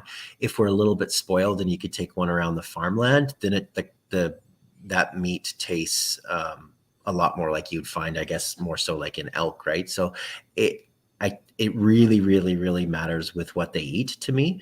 And then in terms of how you cook them, I found the same thing like with what Mark was just saying, that the again Bye, Mike. older, yeah, see you later, Mike. The older moose for sure, like if you're shooting a real old one, you probably want to grind it down more or cook it low and slow. Like your steaks wouldn't be as like it you have to cook it a little bit differently depending on the sort of age of the animal. To be quite honest with you, for me, like if I'm shooting a moose, I got no problems shooting a younger moose. I don't need the antlers for the wall. I would be more than happy to shoot just a younger one and have something that's a bit more manageable for me, Mark. So I'm not packing, 20 trips out of the bush, but also, I think the meat would probably be better in some cases. Yeah. Well, that's kind of a dilemma. You know, you go out, it's very rare you get to go out and hunt moose, at least for me. So Mm-hmm. you want to get the most bang for your buck, but yeah, it's a lot of work. It's, Yeah. it's be careful what you wish for kind of a thing. Yeah. And I feel like could be situations too where well, I know that this has happened even to friends where you look at that animal and you kind of make the call saying, that is not one that I'm going to shoot. He gets to walk because he's down at the bottom of a ravine or he's somewhere where I'm just not going to be able to recover, which I think you've got to also put some consideration, right? If you're not going to be able to get it out, um, I don't know. I wouldn't Well, pull the trigger. yeah, when I hunt here, I'm not in it for the Mm-hmm. big buck. If you saw my last deer, I took a little spike, Mm-hmm. kind of a fork horn, because younger, they are more tender. Mm-hmm. But I do prefer. I get 3 doe tags a year, so I Yeah. do prefer to take doe. Their meat is just so much better. Yeah. Yeah. There's nothing wrong with that at all. And I agree. Doe meat is great. See you later, Multi Mag. Appreciate you dropping in. And multi mag, I would probably make the whole thing, but the loin into jerky. I mean, there's definitely people who do that for sure, but we use a lot of ground, even just with venison. Like we use a lot of ground deer, and I think with moose you'd use the same. You just inject it into whatever you did, like Mark was saying, meatballs, meatloafs, burgers, pasta. Like there's a million different things you can. Sausage is really popular here too. A lot of people will turn it into breakfast sausage or garlic sausage or something like that. Goes a long way. And then yeah, a you lot of time. just go out and buy some pork fat, Yep. from the butcher and grind it up, and that does a long way to help keep it moist and flavorful. Mm-hmm. No, I got you, Jeff. I was tracking you. Yeah, so we're excited about that. I'll find out. I think the draw results come out on the 17th or something like that. So I'll find out in a week or so if I got drawn for anything.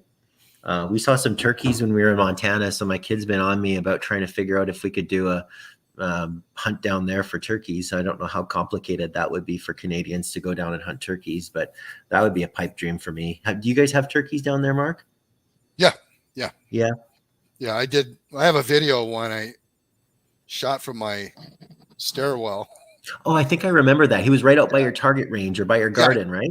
yeah, by the chicken coop. So I called him in with a varmint call app, and it worked pretty good. But So funny. well, people are under the assumption that wild turkey tastes good. Does it not? No, it's nothing like your store. You can't go in it thinking it's going to taste like a store-bought turkey. All right. Hmm. They're not as they're leaner. They have a gamier taste. So those I will breast out and just do jerky. Oh, really? Yeah. Yeah. So yeah, you don't sit down and think you're going to have a nice juicy steroid injected juicy turkey. It doesn't taste the same. No. Fire says you got to come down to Florida and hunt for gators. Gator nuggets are popular. I love gator. Gator's good. That's one thing I haven't tried.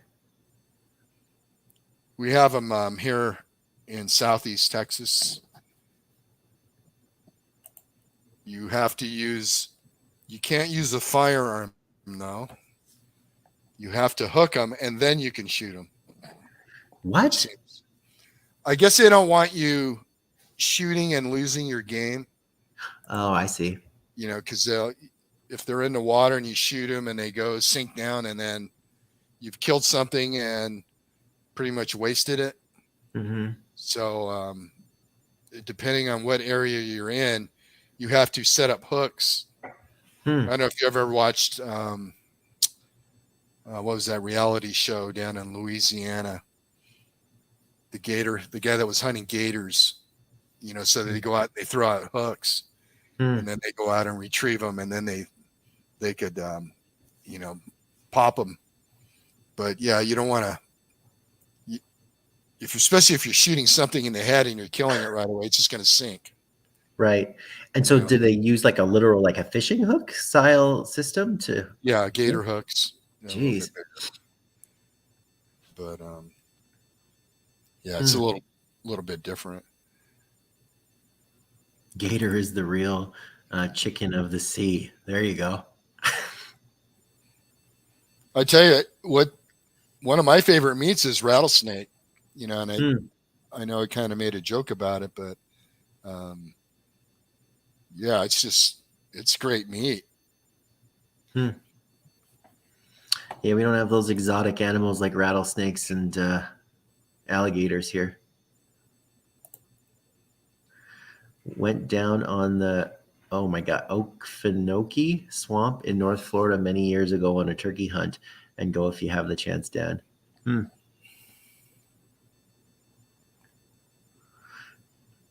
It's disappointing that they don't taste as good as those, like you said, the hormone injected ones, though, Mark. Well. Yeah.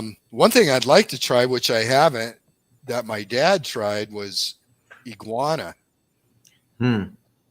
So I would love the opportunity to go down to Florida and pop some of them tree dinosaurs they have there.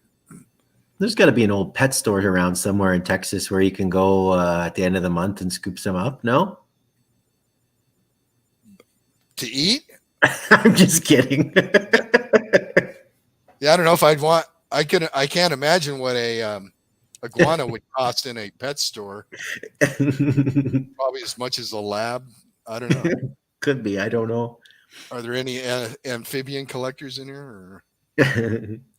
Yeah, do we have an amphibian collector phone a friend in the house?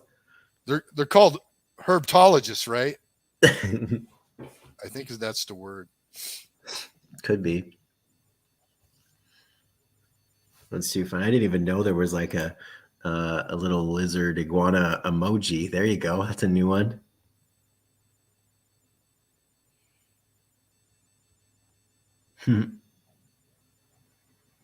Horse is good. I never tried horse. You try horse? I've tried horse in Japan, but I'm not a fan.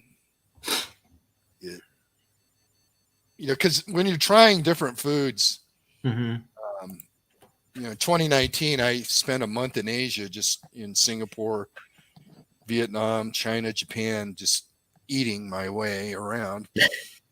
But if you go in, we have these preconceived ideas like about the turkey, right? Because we're used to eating beef, we're used to eating chicken, drug inflated turkey. And so you have these expectations when you go try something. So you're always trying to compare it to something instead of, evaluating it on its own merit. So a lot of times when you do that, um, you get disappointed. So it's not necessarily a flavor thing. It's just it didn't meet your expectation. Mm. Hmm. It's like liver. So my girlfriend doesn't like liver. So I made her venison heart, beef heart, and she loves that. Yeah. But she has this mental thing about liver, and I cook liver differently than most people. So what I do with beef liver, because I love liver, is I soak it in a brine, simple brine solution for about an hour before I cook it, and Mm-hmm. that leaches out all that blood that's left in there, Hmm. and it'll help firm it up a little bit, the salt, and you just rinse it off and you cook it. You don't have that livery, irony taste that a Hmm. lot of people associate with it. So if you do cook any kind of liver, just water with equal parts non-iodized salt and sugar, a simple Mm-hmm. brine. Let it brine, and I just put it in a Ziploc bag, and when you look at the bag after an hour, it's pink. The water's pink. That's all that blood that leached out, and Hmm. you get a much better flavor. Oh, interesting. Yeah, I have some liver from the last year's deer in the freezer, to be honest, that we haven't tried. I cooked a little bit up, and it didn't taste too great to me. So after you brine it, what do you tend to do, Mark? Do you fry it or bake Yeah, I it, or normally yeah I normally pan sear it. yeah? Well, when you get beef liver, a lot of time it comes sliced already, so it's like about a half an inch thick. Mm-hmm, mm-hmm, So there's really not a lot you can do with it, because it can break apart until you start cooking it. So I mm, just dust it. I season it heavily with salt and pepper, and I just dust it with flour or a mixture of flour and cornstarch, mm-hmm. and I cook it in bacon fat with onions and garlic, Nice. and just make a gravy out of the drippings. Sweet. Maybe I'll have to give that a try. The heart is really good, though. We've saved hearts for a number of years, and I enjoy that a lot. I mean, I think that, to be honest, like, um, I don't feed somebody venison or anything without telling them with what it was, but I genuinely do think that, like, a grilled heart, like, you could almost trick somebody into thinking that they were just eating some steak from somewhere else. Like, you wouldn't know it, at least when I've cooked it. Yeah, just trim off the hard Valves and parts, stuff. and I do the Yep. same thing. I soak it in a brine Mm-hmm. because that heart muscle has, you want to get that blood that's kind of settled in there. Hmm. See, Jeff said liver, onions, and brains with fava beans. Soak liver in buttermilk for an hour to take the bitterness away. Hmm. Now, brains is something I don't like. It Yeah. has, to me, it has this kind of, the only way I could describe it is like putting aluminum foil in your mouth. It has that Hmm. tinny, there's a tin kind of taste to it. Hmm. Anyone that had Taco Bell from 80 to 97 tried worse. There you go. Squirrel brains is where you get the smarts from. Yeah, the way I had horse was it was pre-cooked, came in almost like a small. I'm trying to figure out a way to describe it, like a loaf, but it was Hmm. roasted, so it was like something that you would take and slice and eat, like a piece of spam or ham, something like that. Okay. And it just had a weird, not a bad taste to it. It was just a weird taste I wasn't used to. Sure. Um, it kind of almost reminded me of kind of the aftertaste of canned corned beef. Mm-hmm. It was just that's what it reminded me of, kind of closer to corned beef than beef. Hmm. But it doesn't sound horrible, to be honest. Like, I mean, I would give that a try the way that you're describing it. Yeah, but it's very lean and very tough. Just she fires. It sounds like she's heading out. So I appreciate you dropping in, and I hope that you take care. By she fires, she fires. She fires. Yeah, she has. Have you checked out her videos at all? No, I have to check her out. No, she does a lot of. I think you'd actually like. She does a lot of like pistol and handgun and it's like self defense stuff on her channel. Okay. Oh, I'll go back to it for you. Can you post her link? Yeah, I sure can.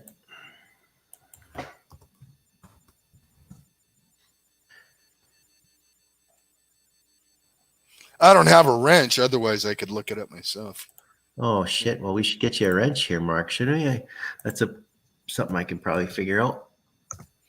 There's that. Spicy said canned corned beef contains some horse every once in a while over the years. I don't doubt that. I have a U.S. Army cookbook from 1895 and one from 1905 because I had done a lot of research on SOS and chip beef and gravy, but in the Army cookbook, because it's large quantities, it doesn't.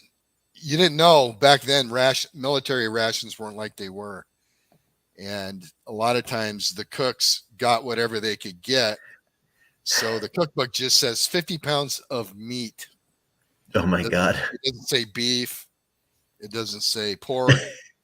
But horses were used. All kinds of stuff. Tammy had pork brains all the time when she was a kid. Someone in her family had a pig farm, so they had brains at least once a week. They had tubs, she says, and it still haunts her. Ugh. Yeah, I don't like the texture of it. So it's kind of soft and mushy, and you bite into it. It just kind of reminds me of like cottage cheese, kind of. I had it up in Wisconsin where a German community was. So they had a fried calves brain sandwich. So it was breaded, which gave it some texture, but as soon as you got through the breading, it was that kind of mushy, metallic taste for me. Yeah, that doesn't sound so great. But hey, maybe I got a bad piece. I don't know. Who knows? It's worth trying again next time you're in Wisconsin, right? Yeah.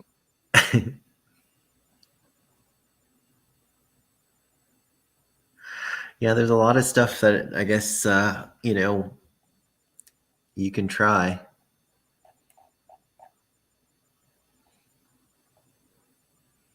That's pretty funny that the cookbook would just say 50 pounds of meat. Yeah. Don't ask questions. I mean, military rations have just only come a long way since World War II. I'm getting ready to do a video. I did one last Veterans Day on what a World War II soldier would have ate. So I'm getting ready to do one on what a German World War II soldier would have eaten. So I've actually reconstructed, because obviously you can't get anything German from World War II anymore. But so I got some canned foods and I printed labels. Oh, cool. So I'm going to get dressed up in a German uniform. And so I have all my rations and things together now. So I'm going to kind of create what they did. But, in the German military didn't have like C rations and K rations like we did. Normally, like 90% of their meals, they had a field kitchen, which was assigned. So that was like a little wagon with, the ovens and things on it. And they would follow the unit. So at least one meal a day, they would eat off the meal wagon. And the other two meals, though, were either canned meat or bread or biscuits. But a lot of times soldiers back then scavenged, Yeah. what they could get from farms. They bought things from civilians, Hmm. depending where they were. Um, so as far as what a soldier gets now is way different. Um, now there's MREs, Hmm. and you usually have access to a field kitchen, but Right. they no longer make mess kits, and mess kits weren't made to cook with. They were just made to go through a chow line. Hmm. Hmm. Hmm. I didn't realize that they weren't made to cook with. No, they weren't. They were just made to go because they're really thin. And Yeah. that's kind of one thing that got me into. I have a mess kit cooking playlist. Is I Yeah. saw a lot of people cooking with mess kits, but they're not made to cook with. So I wanted to show that you could actually, if you manage the heat, you can actually make some good meals.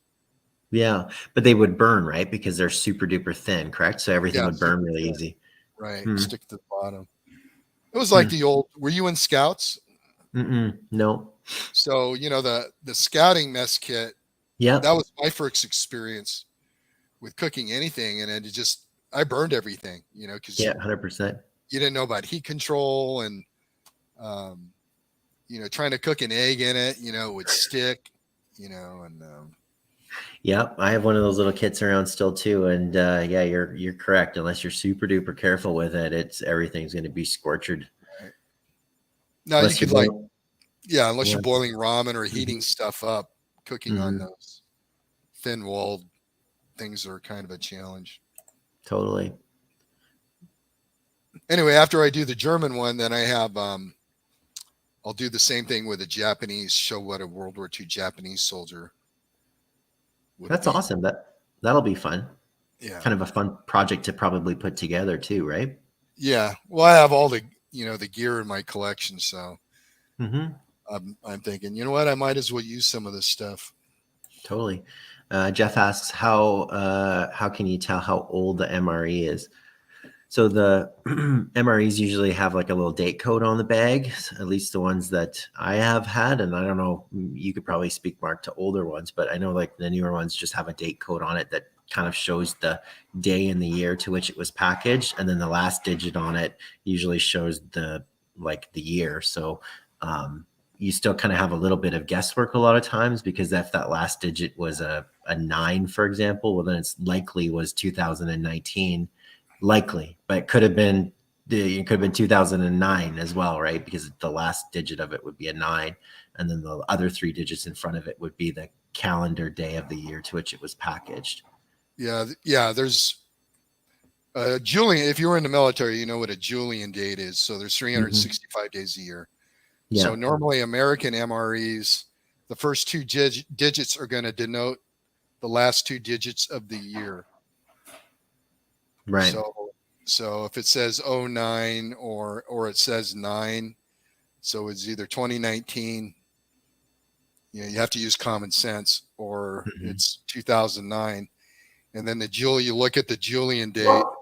So 009 would have been January 9th, the ninth day of the year. Right. So you always know the year and the day. And a Julian date is just a way of giving you a date, a day and a month in just one code, Right. 3-digit code. Yeah. So if the date was like the 300 own, so if it was like 3009, for example, then it would be like the 300th day of probably 2019. Yeah. Yeah. Does Canada have scouts? Yeah, we do. There's scouts, and then I think the girls have Girl Scouts or brownies, I think they may be called. But yeah, we do have scouts in Canada, so we get like the little Girl Scout cookies and all that good stuff. But no, I never grew up doing that. I would go out camping and fishing and stuff with dad, and that's kind of how we learned growing up, right? But there's definitely is scouts around. I don't know if it's as popular maybe as it once was. Like I feel like the popularity may have decreased a little bit on it through time, but I do think it's Well, still around. politics have pretty much ruined the Boy Scouts. Now it's Yeah, just maybe called Scouts. right. And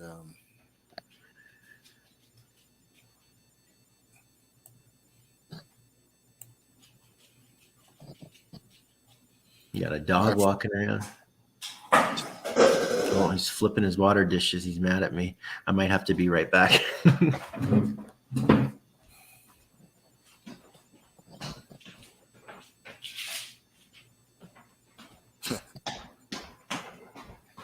yeah, Jeff is really tearing at that keyboard. You have to read.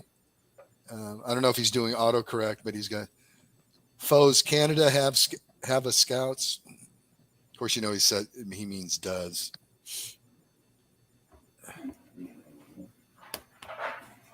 Does Canada have scouts? Yeah. What's going on down in chat? Hey, Ted, how's it going, buddy? Hey, Dan or Jeff, on the MRE package, there should be a laser printed date on the Mylar package. And it's usually on the actual food that's inside of it, but usually also stamped on the bag somewhere on the outside of the main bag it's packed in. Yeah, in an American MRE, there's the cardboard box sleeve and there's the foil Mylar pouch. It's always on the Mylar pouch normally. But the outside of the MRE bag will have the Julian date on it. And that's not like a Best Buy date. That's the date it was packaged.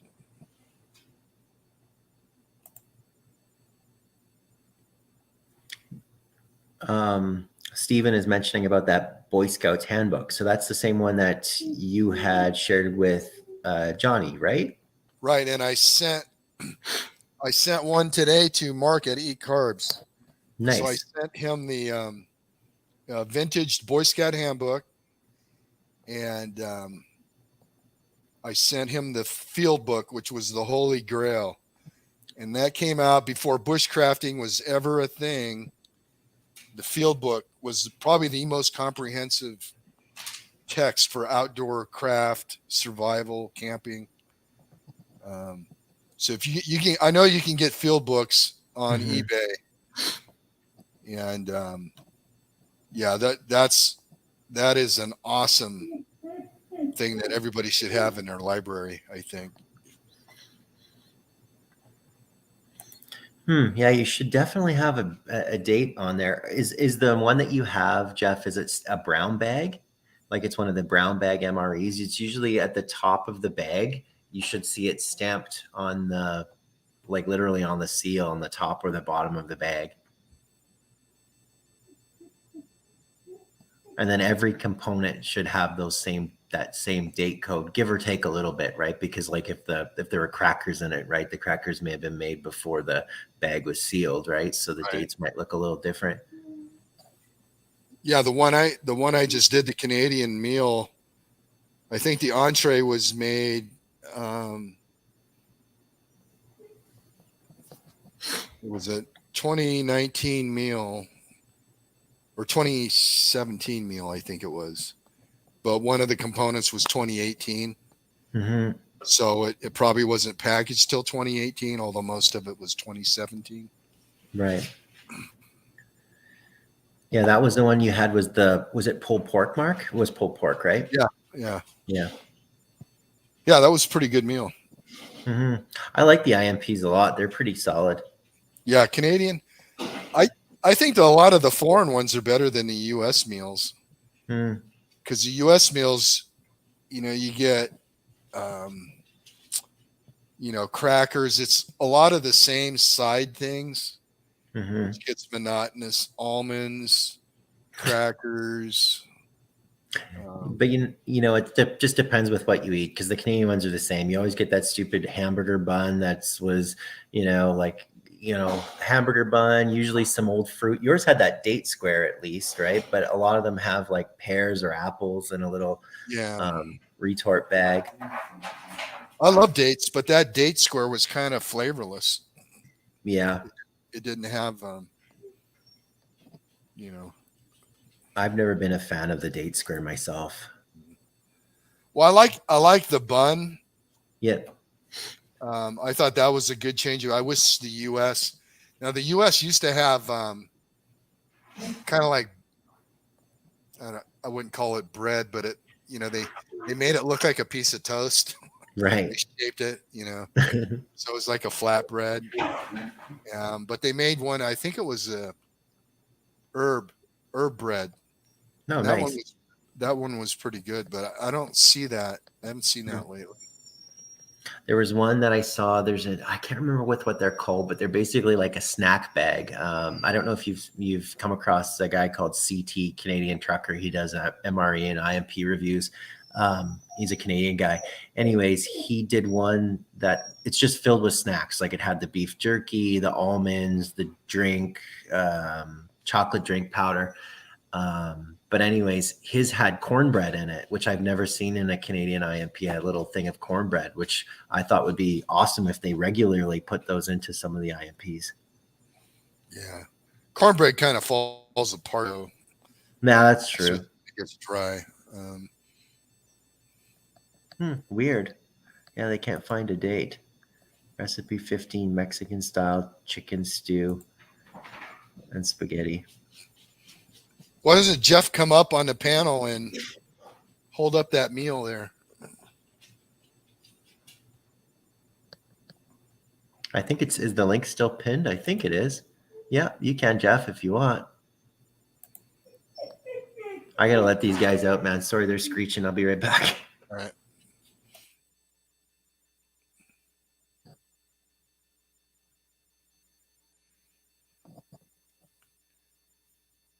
Yeah, Jeff, there's got to be a date on there somewhere.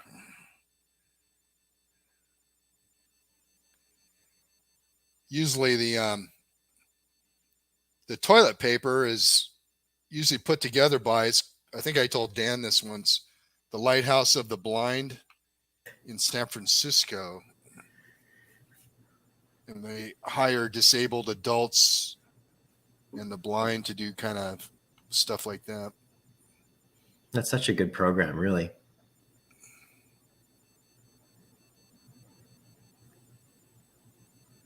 Yeah, it'll be interesting to see you do the Japanese one. I think that'll be interesting. Yeah. Well,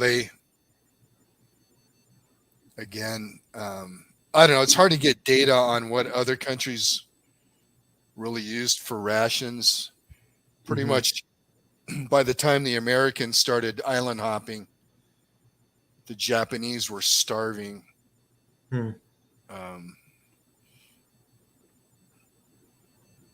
Because they were being isolated. The strategy was called dying on the vine. They were bypassing areas that were of no strategic or tactical importance, and just instead of trying to take every island, hopping to the ones that were the most important. But they were cutting off the Japanese, plus the logistics of getting food out to a jungle. You want to read a good survival book is about Lieutenant Onoda. It's called The Last Holdout, and he had survived for 30 years in the Philippines. Wow.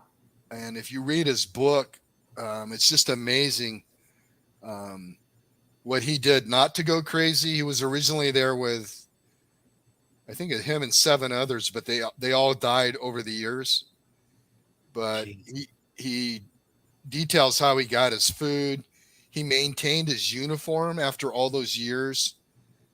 Wow. Sewed it. He stole. He hunted, foraged, and it's just a testament of human will and survival. I just noticed it got dark here. Yeah, it did. But I used to love when I grew up. Of course, I grew up with the Boy Scout Handbook, but I would read Outdoor Life, and the back of Reader's Digest always had these true survival stories. And I was always fascinated with how people survive these situations they found themselves in. But Yeah, It's an interesting genre of books. I'm reading one now. I think it's called Into the Abyss, and I think it's set in the 80s, right? And it's like a real true story of a pilot who was going from, I think, Edmonton to Grand Prairie or Edmonton to Slave Lake. So Edmonton to northern Alberta, basically, right? And he was carrying on his flight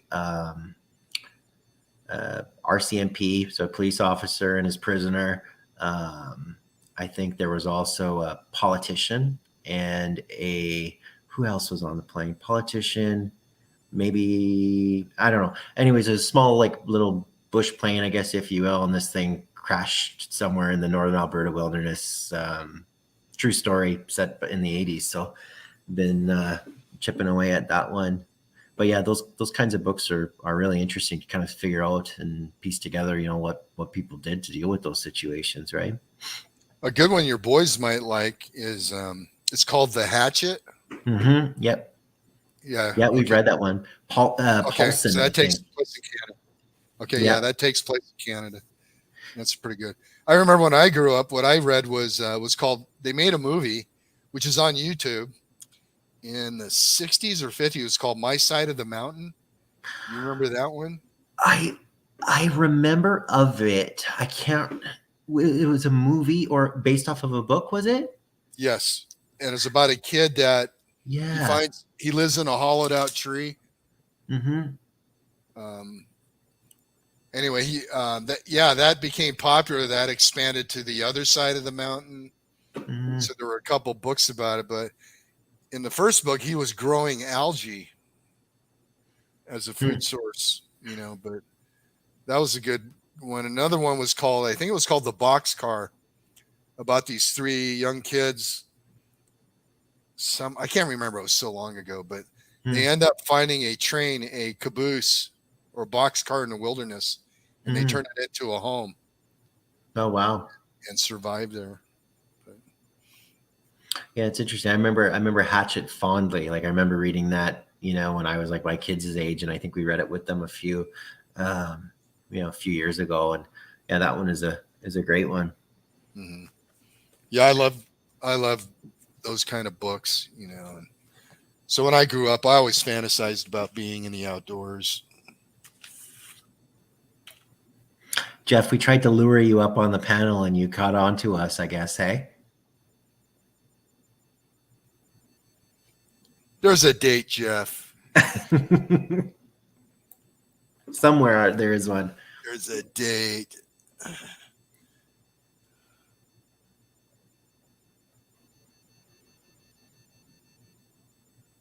I almost want to run down to the basement and grab one of my brown bag ones. I'll go do that real quick, too. 1 second. Yeah, that might be a good idea.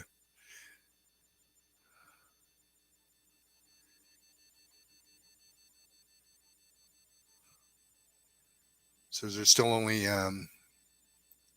5 people in here? 4 Season Pursuits?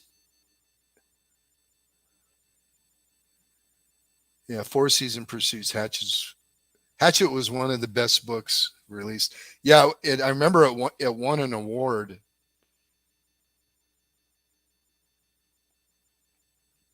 There's Steven, Virginia Bushcrafter.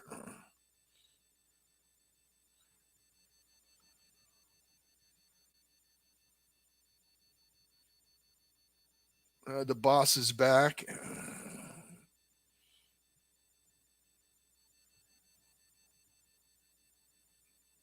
I think that's the one. Is that the one you have, Jeff?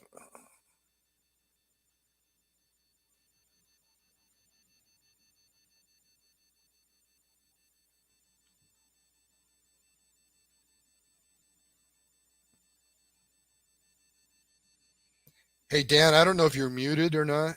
Are you muted? Sorry.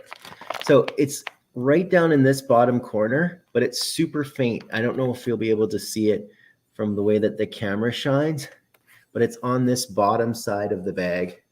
And mine says 9, I think it's 9539. That doesn't even make sense. Even 8539 doesn't make sense. Oh no, actually I can see it better on this side because it's stamped through. You can kind of see the number. Yeah, it's embossed. Yeah. But still the number doesn't make sense. It's 8533. Like, it doesn't make sense even. And then here's another one.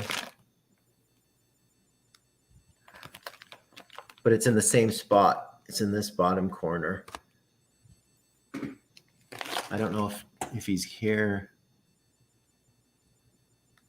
Mine says 9 in here. That's it. Weird. I think he's talking about the chat. How many people? Oh, maybe. Okay.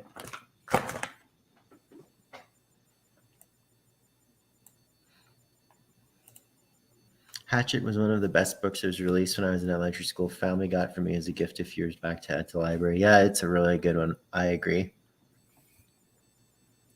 And then that's Virginia Bushcrafters link. Yeah, so Jeff says that's it. So the same number, but his is just not showing.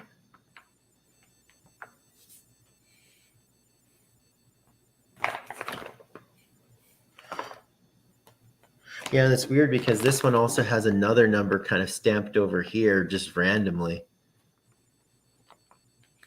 Usually the last numbers are the date. So if there's like a series of numbers. It says, well, it's hard because it's stamped through, but I think it's 8533, but that doesn't make sense. 8533. No, that wouldn't make sense. No. Are you sure there's not? That's not a hyphenated. There's not another part of that number. No. Because the Julian date's always going to be three digits. Yeah, the Canadian ones always look like that for sure. Yeah, these ones are weird. I don't know. And most of the meals are standardized because of NATO. So you'll see components, U.S. components, in some of the other meals, especially like peanuts or stuff like that. The blind people stamped the table when mine went by. Shrug, shrug. That's funny. That's okay, Jeff. Mine was stamped with a code that doesn't even make sense. So there's obviously something afoot at the factory that's pressing these bags.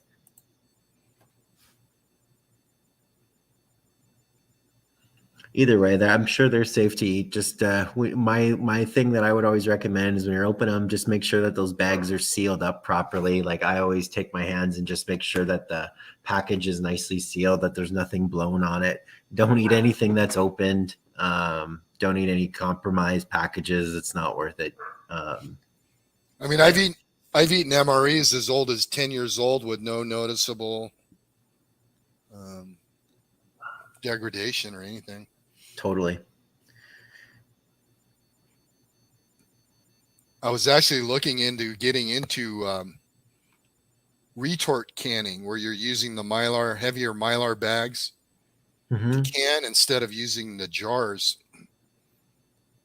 So you just need to have a heat sealer capable of sealing those thicker bags. But you're doing the same thing, except that now you can, you make some extra venison stew.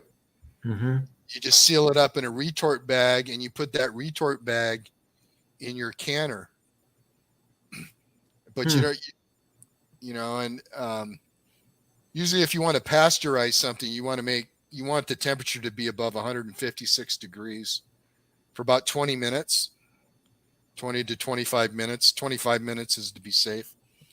So you're not, with a retort pouch, you're not worried about necessarily getting all the oxygen out, because you're going to seal it. It's going to be, you don't have to vacuum seal it, but it gives you a lot of versatility as far as canning goes, because you're not having to deal with the jars.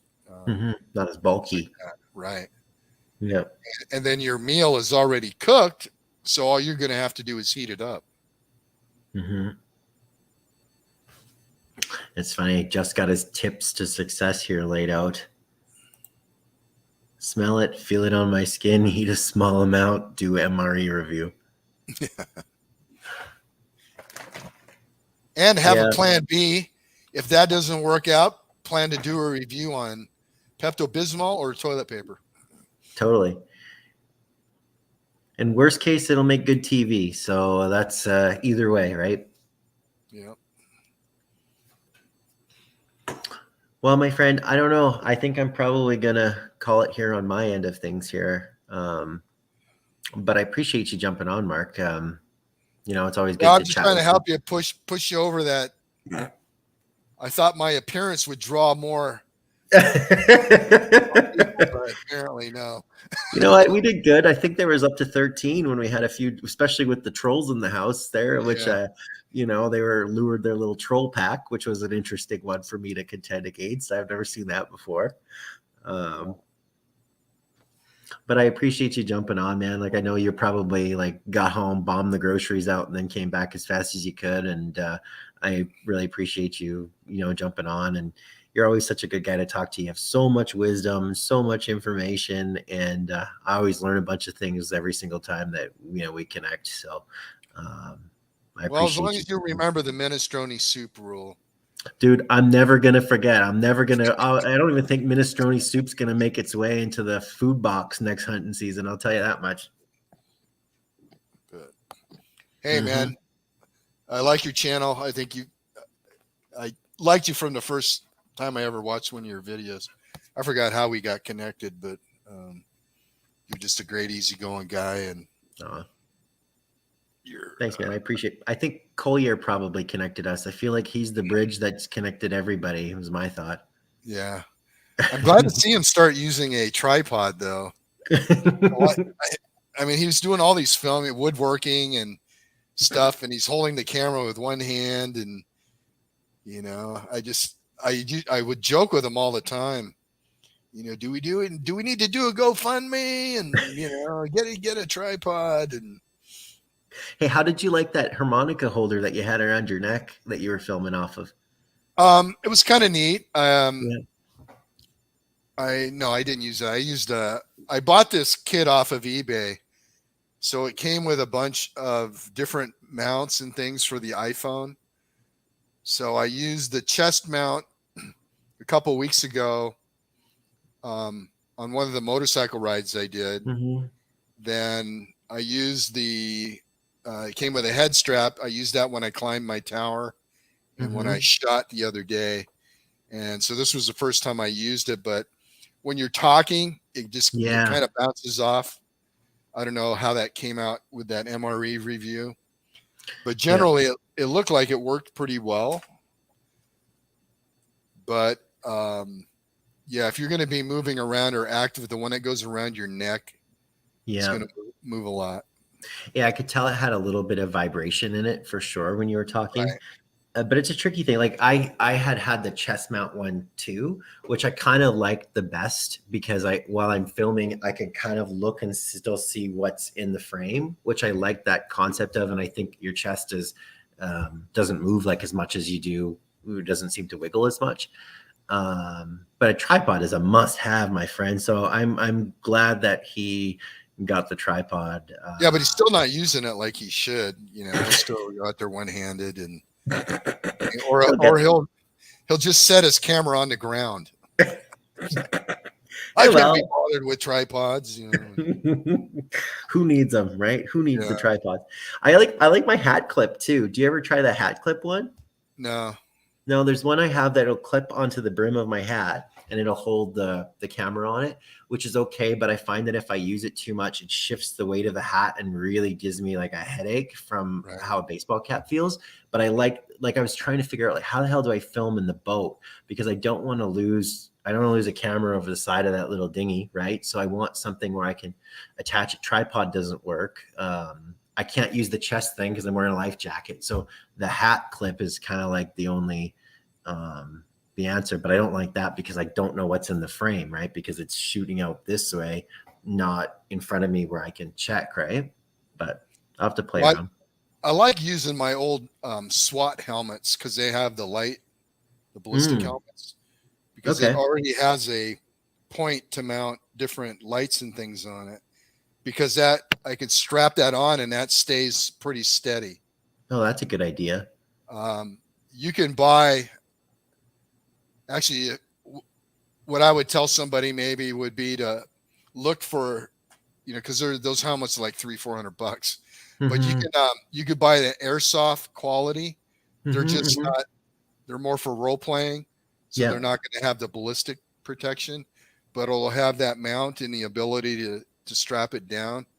Because the other one I have, the one I used, is just an elastic kind of thing, but it does go better if I put a baseball cap on backwards. Oh, okay. And it gives it some cushion on your head. Oh, I think I have one like that too, and it sort of goes around like this, and then has a strap over the top, correct? And it mounts on the thing. Yeah. Just like your hands-free, camping lights. Oh yeah. Four Season Pursuits is out of here. Yeah, he's a good guy. Appreciate you dropping in, Brian. That's awesome. Nice to see you, man.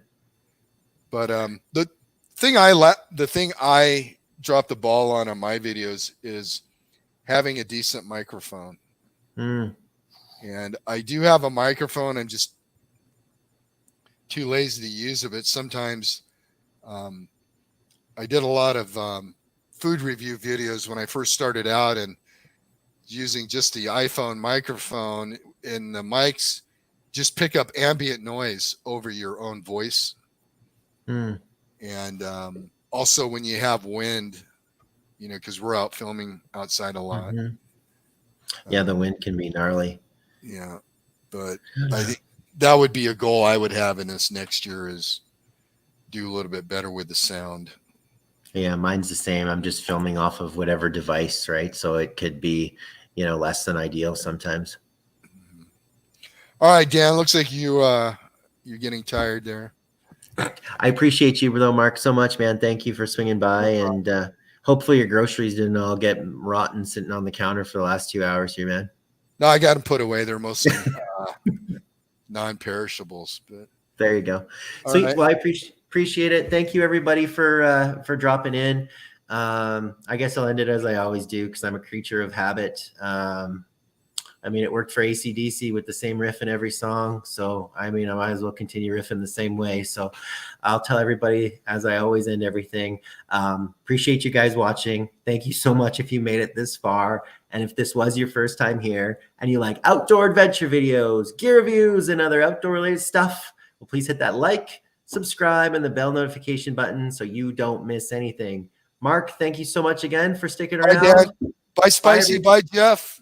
Bye, all my friends. Thank you guys so much. All right. Bye-bye. Okay. See y'all. Take it easy. Bye.